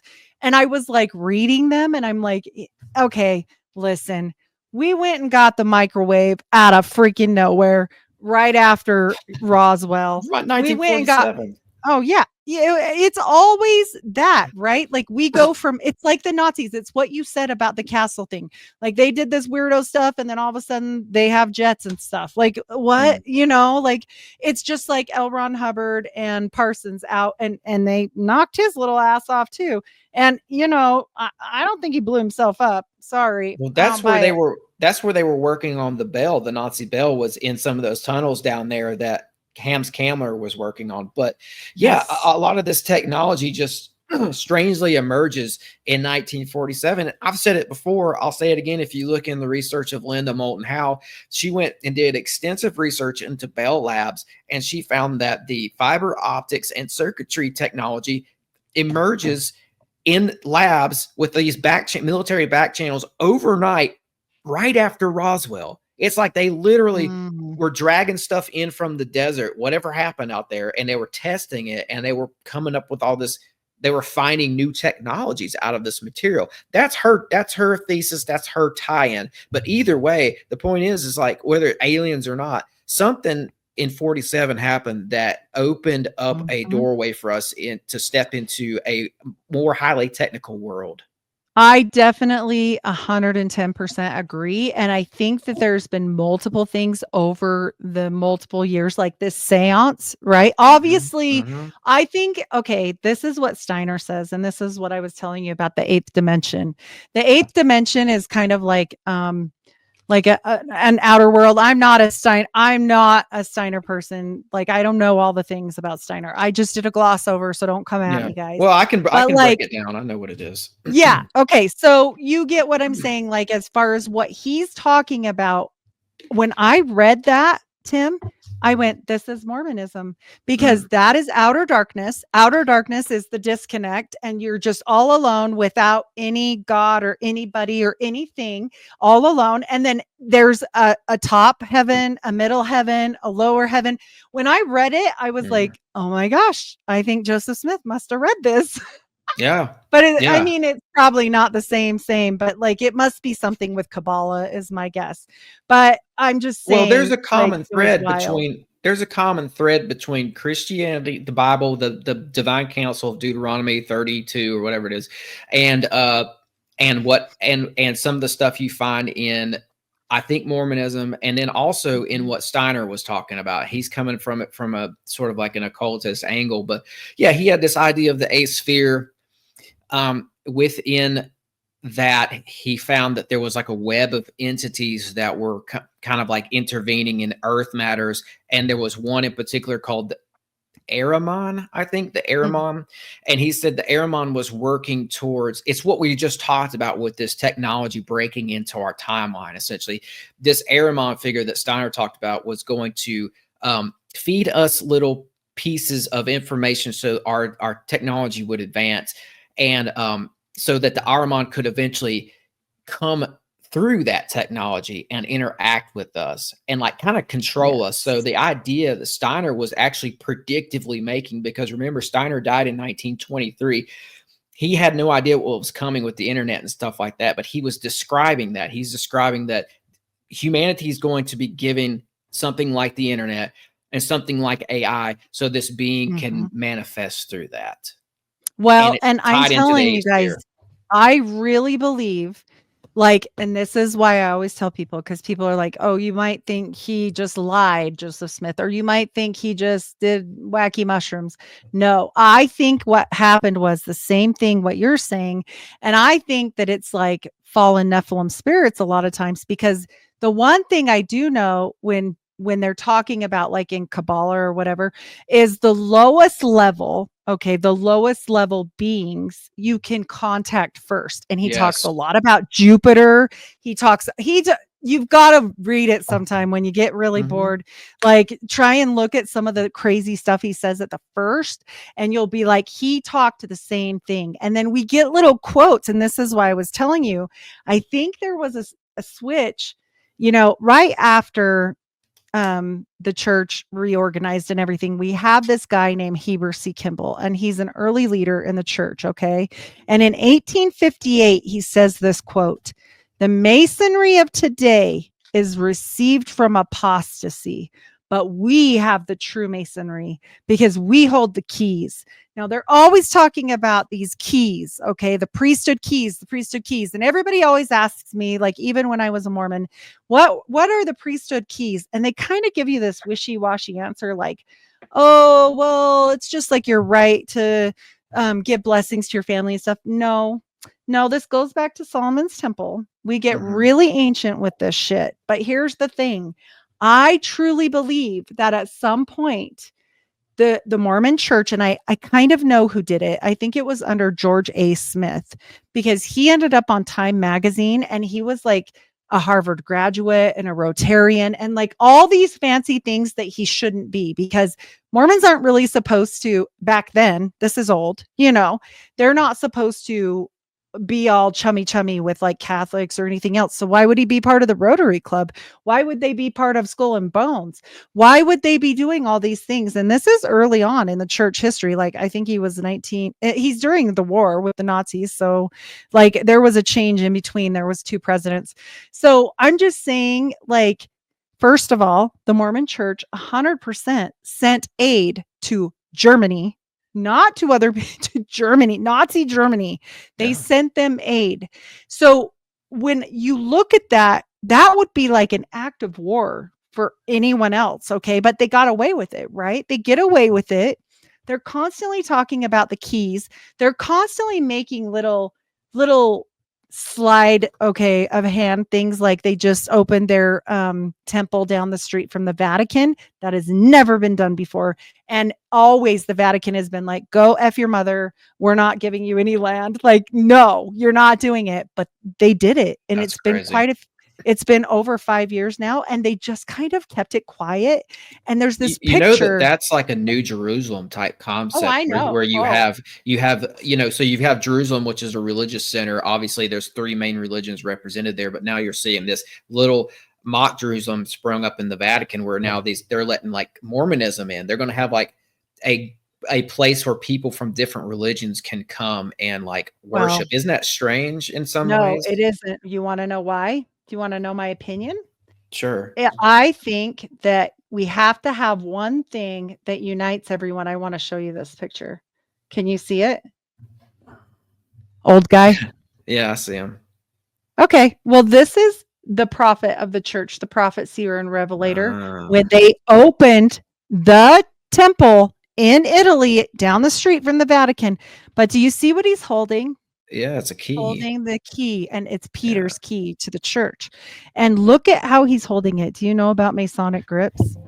Yeah, I see that. Yeah. I'm not, And I'm not an expert on it's those. not perfect because it's not a hand, it's a key. But I Yeah. know enough to know that for me, I was like, he's telling a little story right there, right? Okay. And Yeah, so when I seen that, I was thinking to myself, okay, what could you have? Because the Mormons are really involved in the United Nations, one world, everything, all of it. They love all that shit. They'll say they don't, but they do. Some of them say they do. Some of them will admit it. But here's the thing that I know that Masonry does. They say you just can't be an atheist. One nation under Masonry, one world under Masonry. Right. If they just go that route, like you said, where they can all worship whatever it is they worship, and they don't have to be like, no, you can't come, that is a way to bring it all together. Like, think about that. They're all Masons, and our church, well, I say it's not my church anymore, but I just always say that. But in the background, you've got all this channeling too. So it goes back to like you said you were talking about this concept of lower level beings, and you kind of talk to them, and then you get access to another higher panel. They believe in the pre-existence, and you know what the Mormons call their God? The Elohim. Yeah, that's what Steiner called. That's not one God. That's God. It's God. It's a panel. And that's what Steiner was talking about. 100%. Yes. When I read it, I was like, I recognize a lot of this. But that's what they say their God is. And they talk about having their own planet, just like Scientology. And they talk about all this stuff and being your own God, like becoming God, that will be elevated to godhood and blah, blah, blah, blah, blah. Okay. Well, the one thing I know about the occult, and the occult will tell you this, and this is why they do what they do. They will tell you that ceremonies and ceremonial magic, hence why they even freaking do it. Otherwise, they wouldn't waste their time. It matters in the ether. It doesn't just matter here. It matters in the ether. And Mormons constantly at the temple are doing ceremonial magic. They may not know that, but I know that because I've done it. And so when you're talking about these things and how they make a difference in the ethers, I truly believe they are contacting things. And I'm going to tell you another dig. And I told you before we started, the Marriotts, the whole chain is owned by Mormons. The Marriotts are a very affluent Mormon family. And I told Tim right before we came on, I said, guess what the Marriott hotel's name is in Hawaii? And he said, what? And I said, Kona Blue. Wow. And if you guys don't know what that means, it's a big deal. It's basically a nod to aliens. Yeah. It's a UFO connection for sure. Yeah. That whole concept with the ether thing is very interesting because I think Steiner in so many words or less was actually describing the same thing, but it's also the story of Isis in ancient Egypt. She was like the first alchemist. She was doing magic, and she opened up some sort of a doorway and was able to talk to a lower level angel. They had a conversation, and that angel could not answer Isis and give her the information she needed. So he called on a higher angel who came down, and that's how she got clued into the mysteries. That's how she became this great alchemist. How is it that all the mystery schools still survive, Tim? Where are they? Answer me that. We started this show off with it. It's an esoteric. Churches. Yeah. It's the church. It's the churches. The churches are all so corrupt. And this is why I truly believe when we think about the scriptures and it says what? The scarlet whore of Babylon, right? I think it's religion. I do. Because it took what God made and corrupted it and made it dirty. It talks all about, if you really look at it with a different eye and you look at that and say, what is the one thing that really would be horrible corruption, right, to God? It's telling you that you have to go through a man or another person or pay so much money or whatever you have to do to talk to God. That isn't what he said. That's not what he said. I hear you. Yeah. That's a cool take on the Whore of Babylon. That's a very interesting, and that comes into play in Revelation too, if I'm not mistaken. Yes. And they'll all drink from her cup. And think about the Eucharist. Read this scripture again, and think about like the cup and the Eucharist. And so what they've done is they've literally perverted everything, even down to, I'll drink the cup for you, like the pain and suffering that Jesus went through. They've changed with the Mandela effect. And I know this sounds crazy, but I'm sorry. The lion and the lamb laying together. The lion is Judah. Like the lion is representative of something where the wolf is not the same thing. It may represent something, but it's not the same something, Think about lion is so different symbolically. And so it changed the meaning of the word. So I know when I was young, and I'm sure when you were young, I was always told they're going to come for our Bibles, right? And that, they're going to come and cut our head off one day or something because of that. And that's fine, whatever. But like, I don't think they're going to come for the Bibles that way. I think they're going to change them spiritually. Well, something is happening. Something is happening there, especially with that verse, lion and the lamb, because everybody remembers that. Preachers, I've told you my story. 2 years ago, I was in church and the pastor used it in a sermon, and we all had our Bibles open. He had his Bible open. And I don't know, I think it's just so ingrained in his mind that that's what it is, that he wasn't paying attention. But, this was a pastor who is not a pastor who does like the self-help kind of sermons. This is somebody who preaches out of the word, because they've been in it for 40 years. So if it's fooling these guys, something changed. I feel something is changing. Well, and I think it has to do with CERN. And I think CERN has, and we've talked about that. And I think CERN has a lot to do with a lot of things. But like, even if you can't prove it, like, I'm sorry, like, the angel of death that came to kill all the firstborns, right? That never happened now. Right. It's that God killed them. That's crazy. So in Shout out Kerwin. Shout out John Kerwin. In Revelation, when it talks about the whore of Babylon, I don't think it's too many verses later where it talks about Abaddon or Apollo. They're interchangeably. One's Roman, one's Greek. But CERN sits on an old temple to Apollo. Read it again with your eyes, the way, like, now hearing that and knowing what we know about just this situation. We're just talking about JFK and how they infiltrated through churches, and just knowing what you've heard from me about my church, my old church, the Mormons, and what you've heard about this situation with JFK and all these things, even spirituality, they're doing it through everything. They're doing it. They're using even aliens. Like, they're using all of it. They're using everything. That verse. What if that's what that passage is? I'm gonna have to go back through and look at it. It's and wild. See if that passage is referring to the Bible being changed, or like what you're saying, like Babylon is religion, and then it talks about Abaddon, where the pits of hell are going to open up. Because I think it might be talking about CERN there. What if that's what it's laying out? I mean, I want to be careful honestly, because I need to look at it again. But I mean, I'm and gonna we're look at just it. bouncing right now. Yeah, But yeah, yeah, here's yeah. the thing. I know this. I know that Joseph Smith, he talked to something. And I know this because I heard a story one day. I was just listening to podcasts on the congressionals or confessionals. That's right. I don't want to misquote their show. And they had a guy on, and he was talking about speaking in the woods to a frog that turned into a man. And I immediately whipped my head around and turned it on pause. I was like, holy cow, because I didn't have my phone right with me because I had my earphone in. I went to go find my phone. I rewound it, and I was like, did he just say he talked to a frog that turned into a man? Because that is the same thing that Joseph Smith said. And Joseph didn't, I think this is new for you guys. This is really esoteric-y, but it won't be new for Tim probably. But there is a book called The Mage, and it talks about the Abramelin. And so the Abramelin ritual, I truly believe that Joseph Smith did it because there was a cave where they were doing things by candlelight and spooky stuff. And there was like bones in there, all kinds of weird stuff.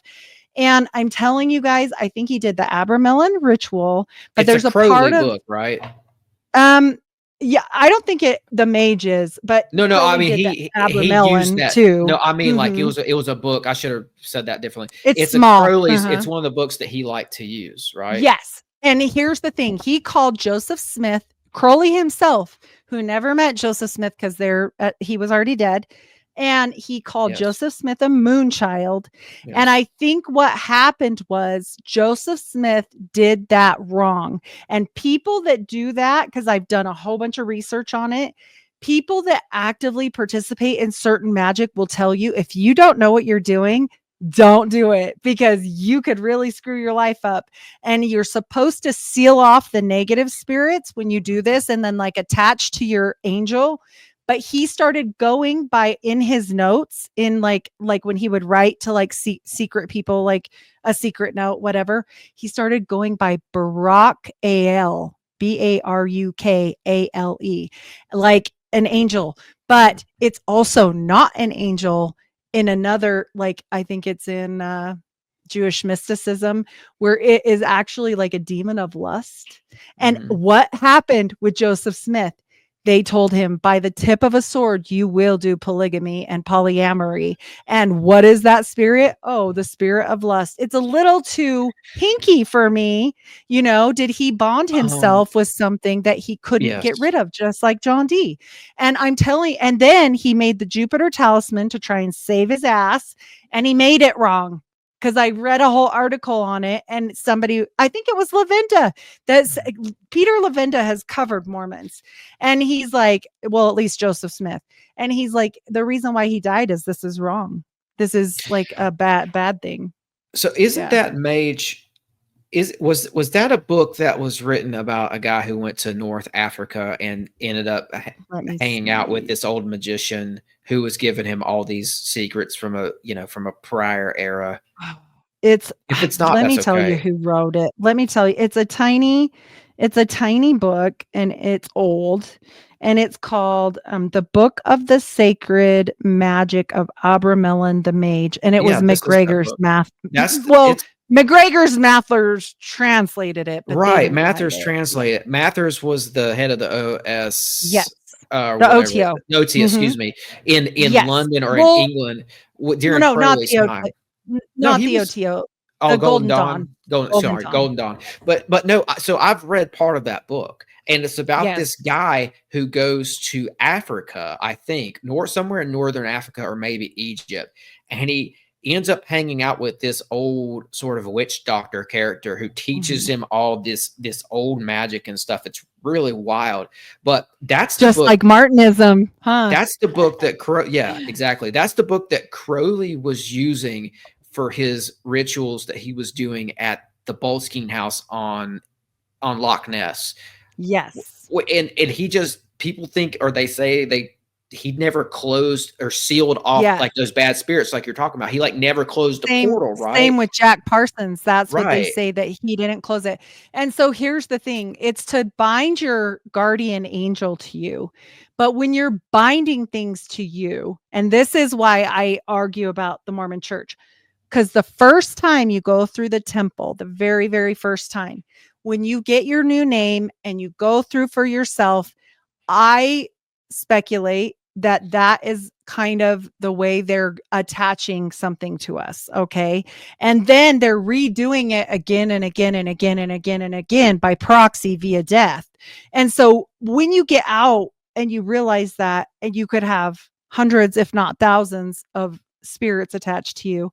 And then people wonder like, I wonder why Mormons are super successful, or I wonder why this, or like, hello, maybe there's a reason for that. And these people are honestly not in knowledge of it. And it's sad to me, because this kind of thing, whether it's true or not, they are practicing magic, and the people are unaware. And so it makes me really upset, because it's one thing to be a practicing magician and accept the responsibility and say, I have no qualms. If you want to do that in your life, you knock yourself out. I'm not doing that. That's a mess for me. But like, if you want to do it, go do that. But you have to be fair and at least know what the heck you're doing. Heidi, Yes. it's that third, fourth generation haze. It's like the concept is, if you teach a group of people how to do it, but you don't tell them that it's magic, by the time the second and third and then fourth generation of their kids rolls around, their kids are just going to repeat what their parents have done. And they're not going to have any inclination that it's based off of rites and rituals that's found. Well, they the changed it. They tried to change it to make it seem very biblical too, and really tried to focus it in on the Solomon stuff. But also, here's the thing that I haven't told you, since, because I haven't talked to you about Mormonism forever, but I have learned, we could do one on this whole mage thing and this other guy, this other magician that he linked up with. But here's the thing is, Joseph Smith's family, they want to say, oh, they're from New York. If you ask anyone, they'll tell you Palmyra, New York. No, they weren't. His family hails from Salem, Massachusetts, and his great grandpa was an accuser of witches in the Inquisition. So I'm sorry. Usually the people that are like, that's the one that did it, a lot of times they're the ones that did it, right? Like, methinks you protest too much. Yeah. I mean, it's a hot spot area. That New England is where the spiritualist movement came out of. Well, there was a mound too. He calls it the Hill Cumorah instead of a mound, but I think he found some really serious things there, like we're talking about. I think the Mormon church possesses something that has ensured their place in society, because why is this weird church that's basically like a cult? I mean, they would never let Scientologists go be a freaking big part of the government. Okay. But yet Mitt Romney's there. All these other people are there, like not just Mitt Romney, but like, okay, we're going to talk a lot about, this whole situation with Bennett. We'll use Bennett. The Bennetts have been really involved in government, and all of these people that they let in the door. Why would they do that unless there's a reason? Because it's kind of a weird background. And it's also hard to sell to people like, oh, they wear magic underwear and da da da da da. Like, even the funny parts of it, like, people are turned off by that, basically. They're like, oh, that's weird. So why are they so involved in politics, right? Why are they so rich? Yeah. Well, why are they blowing up mountains? Yeah. We had that conversation in the last episode where we kind of tapped into this idea that there are these high society cults, and, money and power is just a part of it. It goes back to bloodlines and all that. Like, very rich people who are leaders of nations for a very long time have been part of this weird occult religion that we're not privy to. The American people and the people of the world don't know that this is going on because it's been hidden. It's been, it's esoteric. Well, and it sounds ridiculous, right? Like, if you were to really tell people, like, you know what, all of these people have been pre-picked for this by their bloodlines. Why do you think that all these people, like, oh, he's in government too, and he's in government too, or he's in jet propulsion too, and he, it's already predestined. Yeah, it's exactly, that's a microcosm for what we're talking about. That seance of the nine right now, because they're rich, they're powerful, they're very connected, they're doing seances and they're channeling, and they're in bed with the government and the CIA. And money. Yep. All of it. Yep. Yeah. And money talks. They can just slip Mhm. the money because honestly, if you have certain knowledge, like I speculate this, if they have the power to create by harnessing energy from the things that are happening in those temples, right? And they are grabbing it and using it to their advantage. Why do they care about money? They can make some more. They turn down money for power. I've seen that happen in multiple times, especially when you're looking into JFK assassination type cases. You'll see where they will try to bribe somebody. Like, this is how politics works. It's like LBJ, for instance. LBJ like blackmailed his way into becoming vice president. The Kennedy brothers did not want him there, but he was able to blackmail his way there. And then you see in the LBJ administration where he doesn't want certain people around him, so he offers them like $1 million ranch in Mexico just to get him out of his hair. And sometimes those people won't take the $1 million ranch because they want the power, they want the position. Yes. They'd rather take the pay cut. So power is a big part of this, I think. It's a big deal, that and the whole esoteric side of things, because even Trump, like we're going to talk about with Vanover and all that stuff, like all of the contacts, all of the stuff from Tesla, like all of these things, it reminded me exactly of Puharovich. Like, he had how many patents, he knew how many things about special stuff. Like, we're talking about a car that runs on water. Like, it's just blown out of there because we can't be doing that. The oil company needs. That's exactly what I was thinking too earlier when I was talking about this weird Trump Nixon connection, because they were friends. You know, Trump, they were going to the same church. They had this Swedenborg minister, right? They're this in this elite circle, but behind the scenes, there's this, what you're talking about. There's this weird high technology stuff that the public is not privy to, that these guys know about. Nixon, and nobody would believe it. Nobody would believe it anyway. If you told somebody. John Trump, I saw an interview with him. If I said this before, I'm sorry, but he was talking about how in Tesla's files, he was trying to find stuff that we could use militarily, right? And for space, whatever voyages and stuff. But he saw that there was a laser there that enabled them to take objects out of the sky. You could just aim it at something that was flying, whatever it was, it would bring it down. And I've often wondered, is that what happened with Roswell? Did they actually? Is that what happened with 9/11? Yeah. Yeah. Like, I mean, it's crazy what these people have, access to. Like Trump, like, I just feel like he started Space Force because behind the scenes, he's got these crazy aerospace tech connections that came from Tesla and maybe his friend Nixon. For sure. Well, and Nixon plays a big part with the Mormon church and the Mormon mafia and Bennett and all these people. And I'm just always like, why is this little dumb random church that should have not ever mattered? Like, they ran away. They tried to leave the country. They went to Mexico, and then, Utah got bought back into America. So like, but why then did they help finish they're running for their lives, but then they're helping finish the railroad for free. And then that's crazy. Yeah. Like that doesn't make any sense. Like, you're literally saying, here I am, I'm over here. Like, you're not scared of anything then. And why are so many of them, and you wouldn't know this, but this is true. So many of the prophets of the church are friends, very good friends with the presidents of the United States. And why is my bloodline insane? And I'm not the only one. I'm not the only one. They brought royals over here for a reason. There's a reason. We're gonna have to do something on that eventually. Your bloodline. I've mentioned it a few times, so you're good. However way that you're, comfortable with it. I'm good. Yeah. Okay. Yeah. Well, but like, so why did my great-great-grandpa come over here and leave the house of Bourbon? And then on the other side, it's like the other really famous family. Oh, why can't I? Marie Antoinette and all that. People are not going to even believe this until we show them that it's that big. It's a huge story. Your bloodline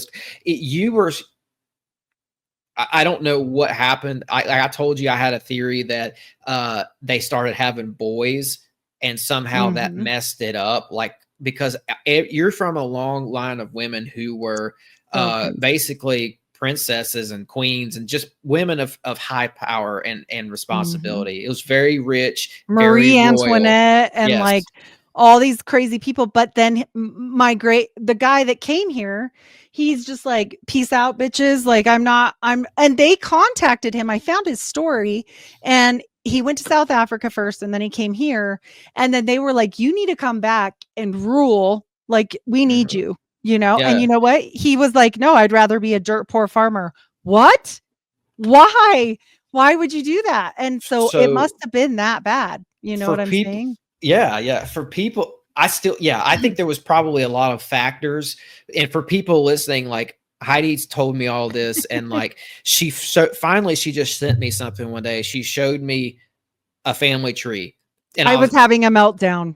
And I saw some names on there. So I was like, wow, this is crazy. These people are like history book famous. So I looked into it, and she's absolutely right. Heidi is a part of a straight up legitimate royal bloodline. And I found that when it goes back to who's the Queen Elizabeth, is that one of them? Let's see. One of them was, Prince Edward of Strathern, King George of Hanover, Frederick, Prince of Wales, Victoria Saxe. Queen that you're related to, who was famous for something.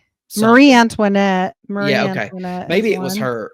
But I looked back. It goes back. It's a lineage of women that were all married. The Medicis. Yes. The Medicis are like a big, huge part. I traced it back to the 1200s.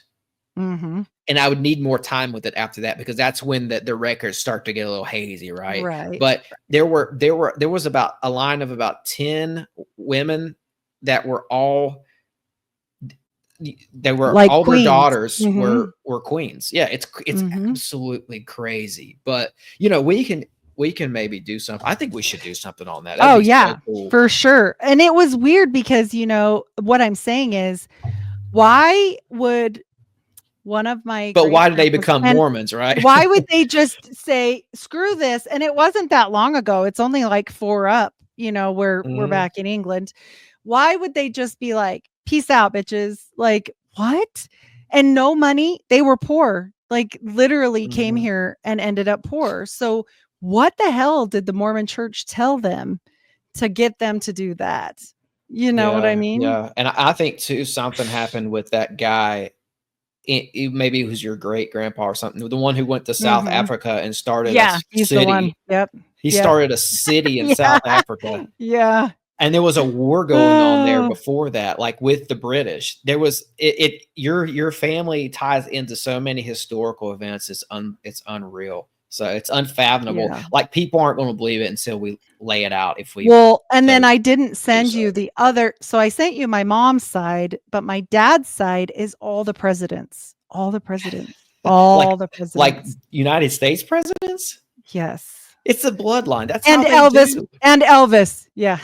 You know what? You know what, Heidi? That's cool. I think if we did this show, it would be very valuable, because it would show people how the bloodline thing is real. Mm-hmm. Yeah. People in power are really part of these bloodlines, folks. They really are.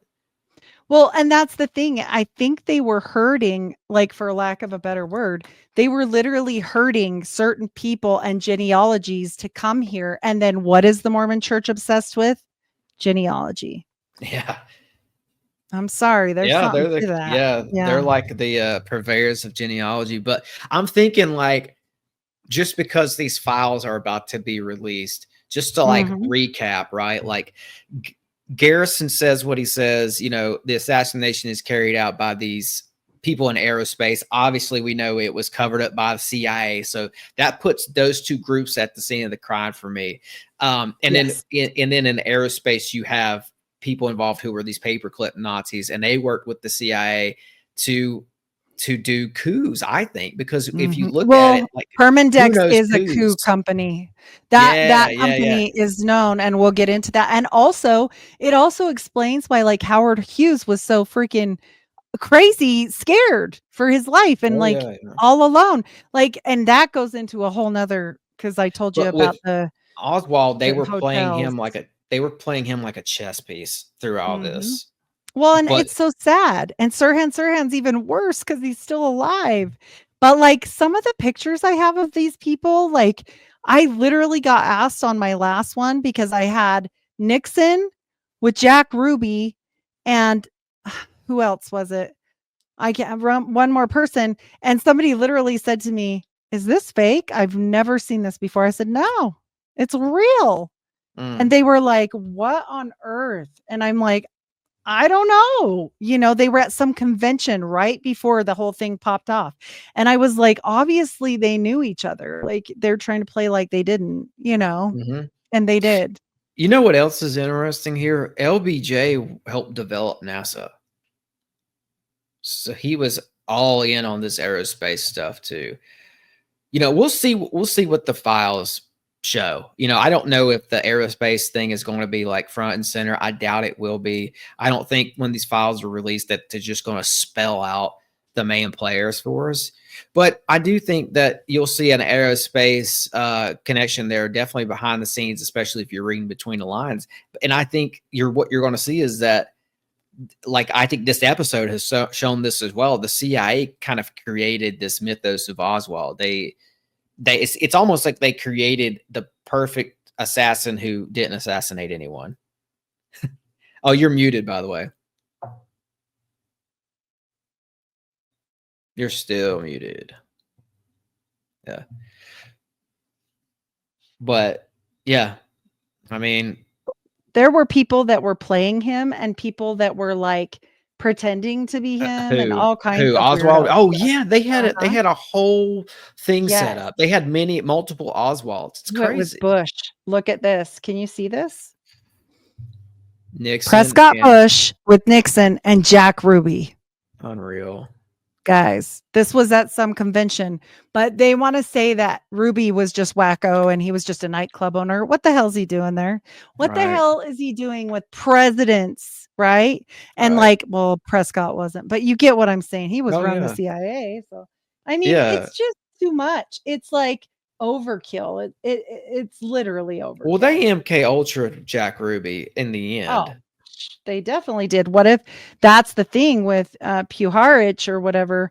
It makes you wonder if he was successful with his little laser that said it could change people's brains. I don't know. But did you find out any more stuff on that Kona Blue? Did you see any more connections with that? And I haven't seen.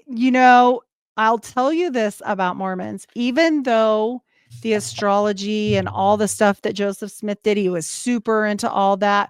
The Mormons are like, nope, nothing like that is real. None of that is real. Aliens aren't real. Like all this stuff is not real. But then they turn around and they're all about the spiritual side. Mm-hmm. So I'm sure it's going to be a little hard to dig up, but I'm going to be looking because I will say this. I think they are nodding. Like there's certain things that people in power do to screw with other people. And that key in Italy was one. I think they're nodding like, don't forget, we have this. And I don't know what this is, but it makes you wonder when we get back to the Anunnaki Society, like maybe they made good enough friends with somebody that they got their hands on something pretty damn good. Okay. That's my guess. Because they were super good friends with Werner von Braun. Like, what's he doing in this video? Yeah. Well, like, he had a UFO. He has UFO connections. There was a guy named Robert Sarbacher. But Mormons, he shouldn't be involved with Mormons. Like, that's weird. It was a private church video. Like, it's a theological video that no other people were allowed in. Why is he there? I don't know. Well, I mean, there's a couple people like rolled up in this mess with this secret technology and stuff that had seemed like Sarbacher. Yeah, he worked under Eisenhower. He worked in research and development. He knew von Braun, and he was talking about the bodies that they recovered from the crash sites and how that they were biological robots. They weren't like aliens. They were like, yes, exactly. So it points to this being like an ancient form of high technology. Well, it makes you wonder if that's what Elon's trying to do. Have you seen that video with him talking about how he wants to create with the Neuralink, so that it's basically your body's just a shell and you can upgrade it anytime and all this weird stuff. And this is an old one. That's an old video, but I'm just saying, like, they're playing with something that they know what they're doing. This isn't like he just thought about it one day and they're like, oh yeah, no, come on. Yeah. I mean, Yeah. like the Ananurbe Society and all the rumors that they were channeling and stuff like that. All these people might be talking to the same sort of entities that are feeding them the same information. And it goes back to this thing that Steiner was talking about, where these entities are actively, kind of manipulating humanity so that they can come down here and get more power. Oh, I think that's 100% true, because if they are indeed the Nephilim spirits that can't have bodies, okay, they were not, okay, we're going to say this. They were not allowed or justified to be here because it's not their parents. It's not the fallen.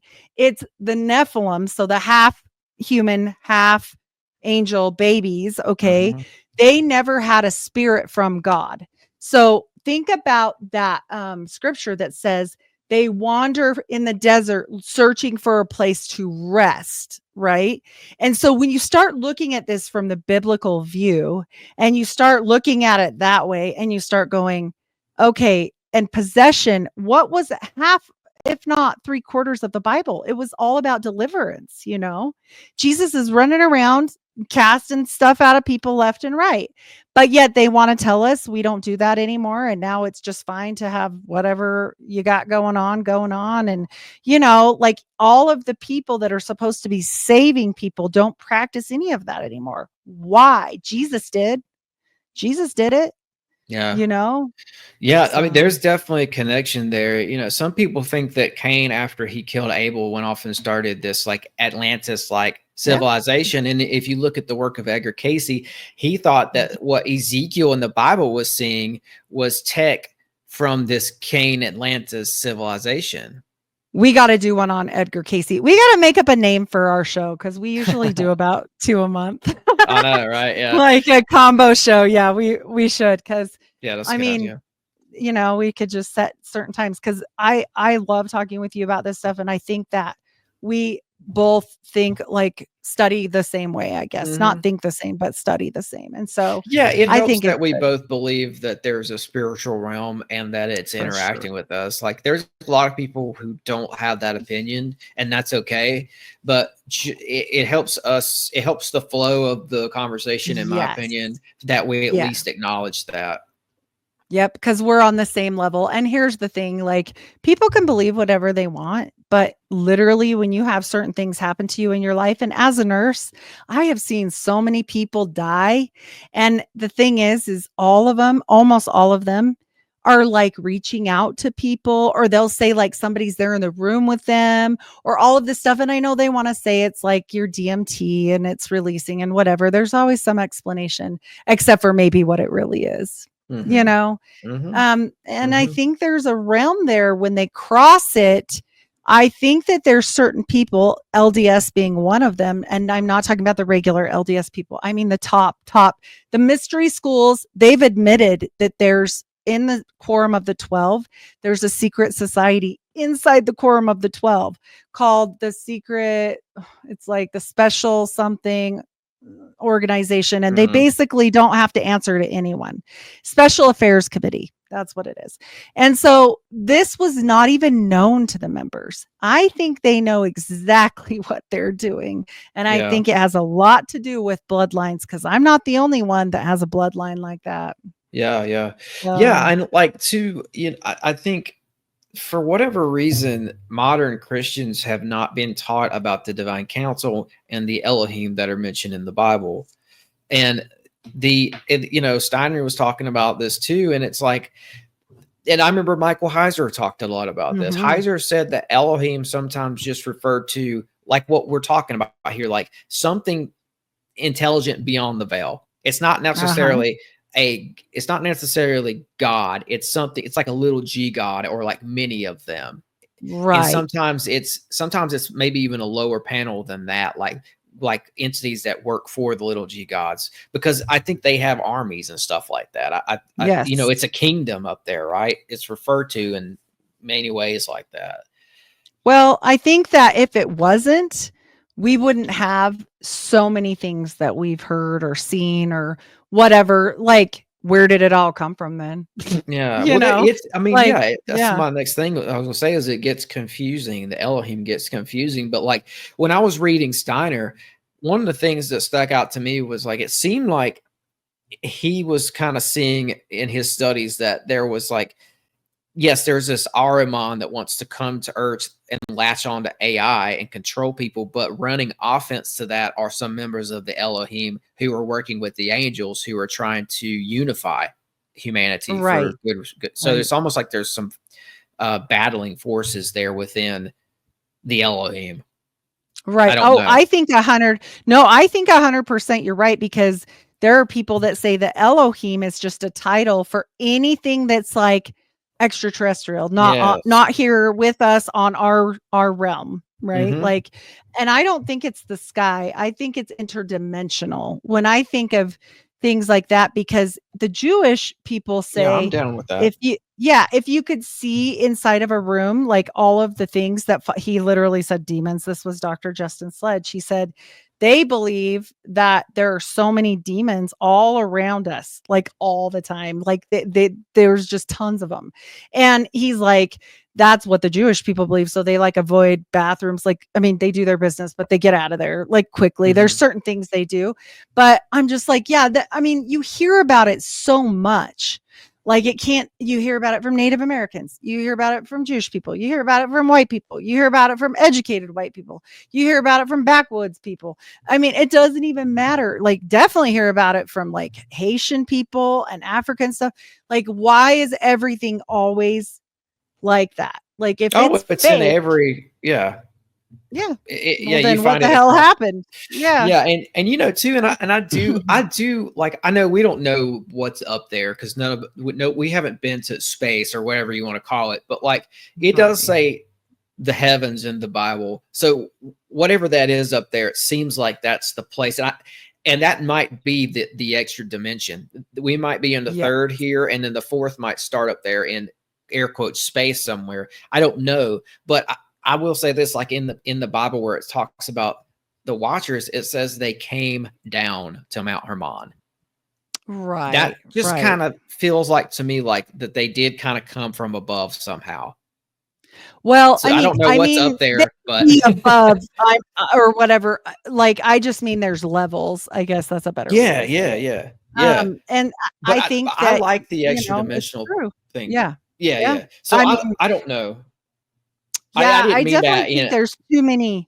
Oh, I know. No, I get what you're Okay. saying. I mean, like extra dimensional, whether it's up, down, sideways. I just mean there's levels to this, And I think the lowest level, which only makes sense, right? Like the lowest level are the demons that never had a body, because literally there are many spirits that never had a body. If you came here illegally, i.e., half a Nephilim, or you are a Nephilim, so half of an angel, half of a person, then you didn't have a spirit the same as God creating you.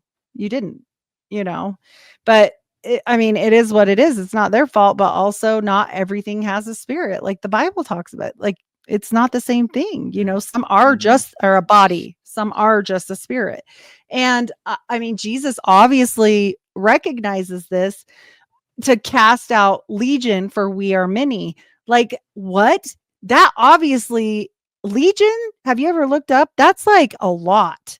It's like, I think it's 10,000 or something crazy. Oh yeah. And Like so, a horde. Yeah, it's like so many. I'm like, obviously we've lost something there, but here's the funny thing.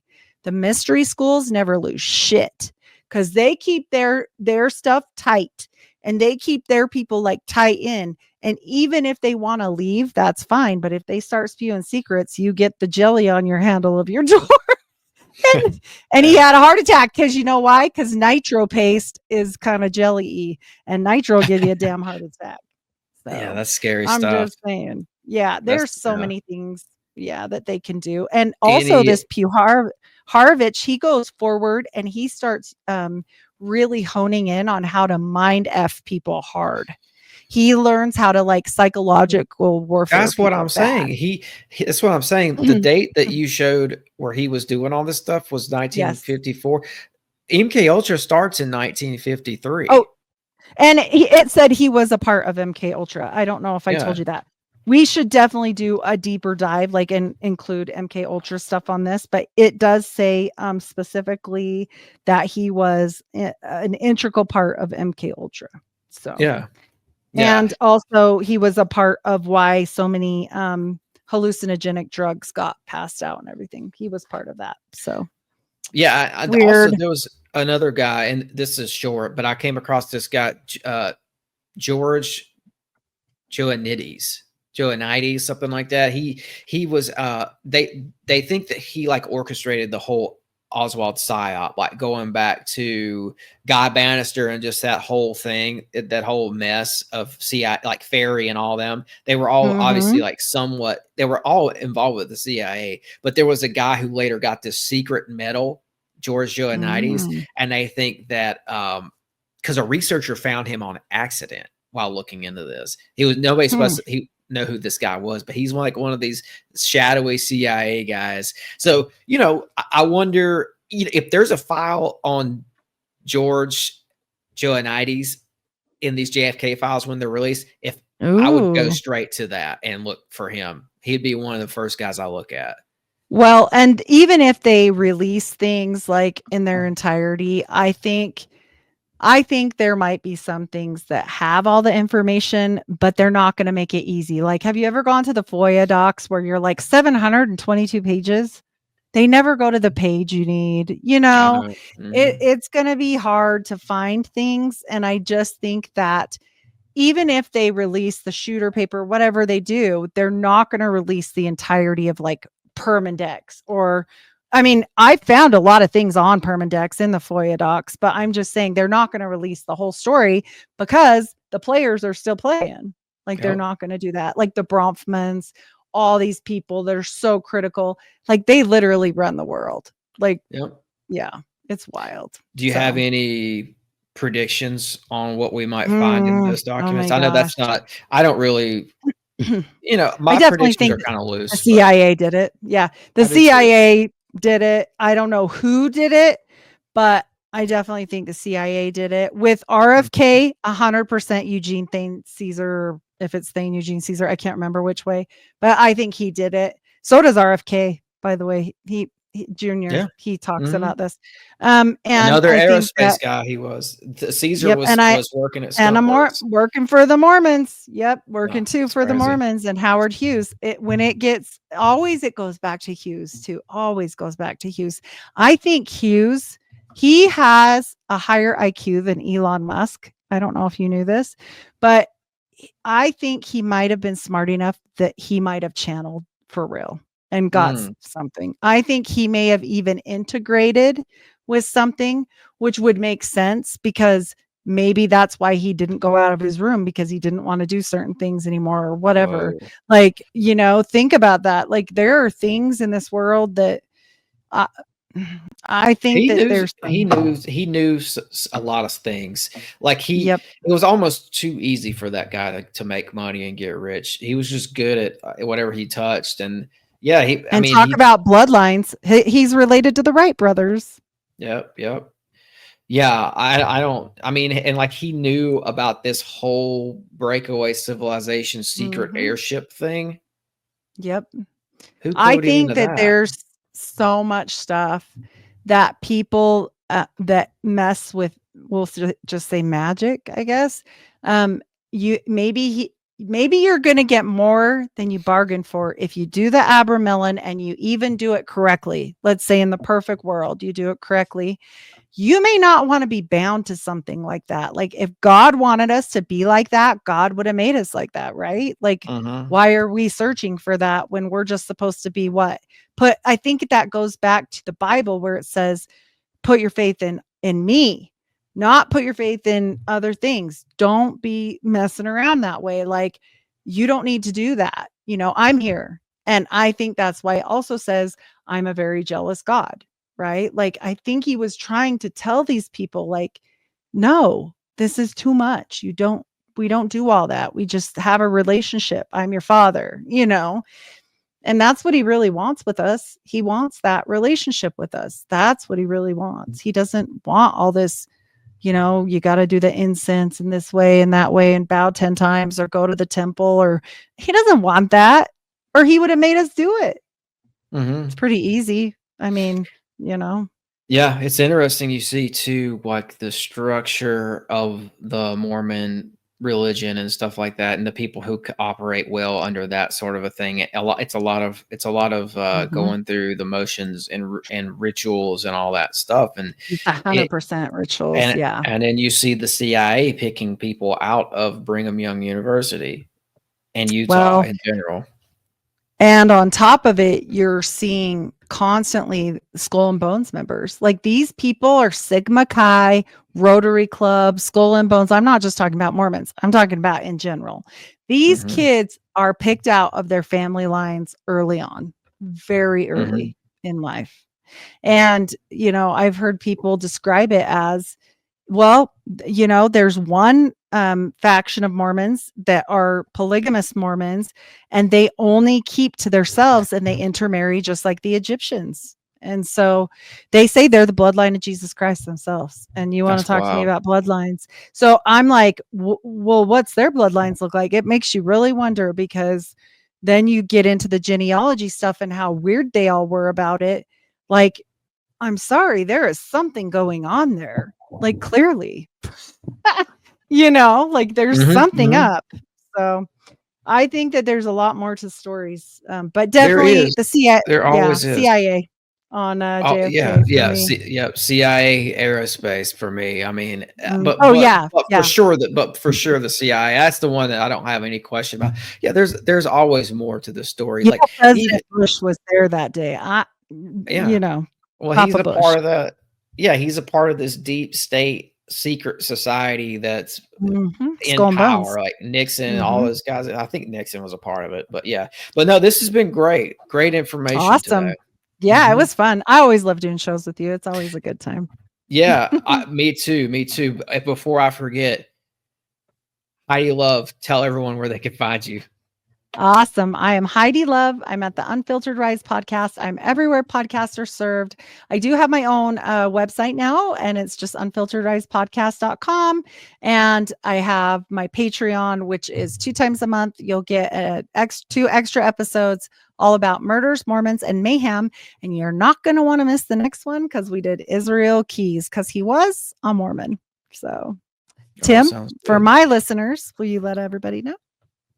Yes, I'm Tim Constantine. My show is Sixth Sensory Podcast. I spell it out SIX. I'm on Apple, Spotify, YouTube, and Patreon. And I've got some stuff on Nazis on Patreon right now. Just a deep dive into Nazi occultism and the rise of Nazi occultism and all that. But yeah, Sixth Sensory Podcast is my show. Come be a part. Yes. And you do a great job with, I loved our show together on that presentation. So you guys check it out, because he does a great job at it. So give him a listen. It'll probably be more in depth on his show, because I won't be interrupting. No, we're good. That was, this has been great. We'll do it again.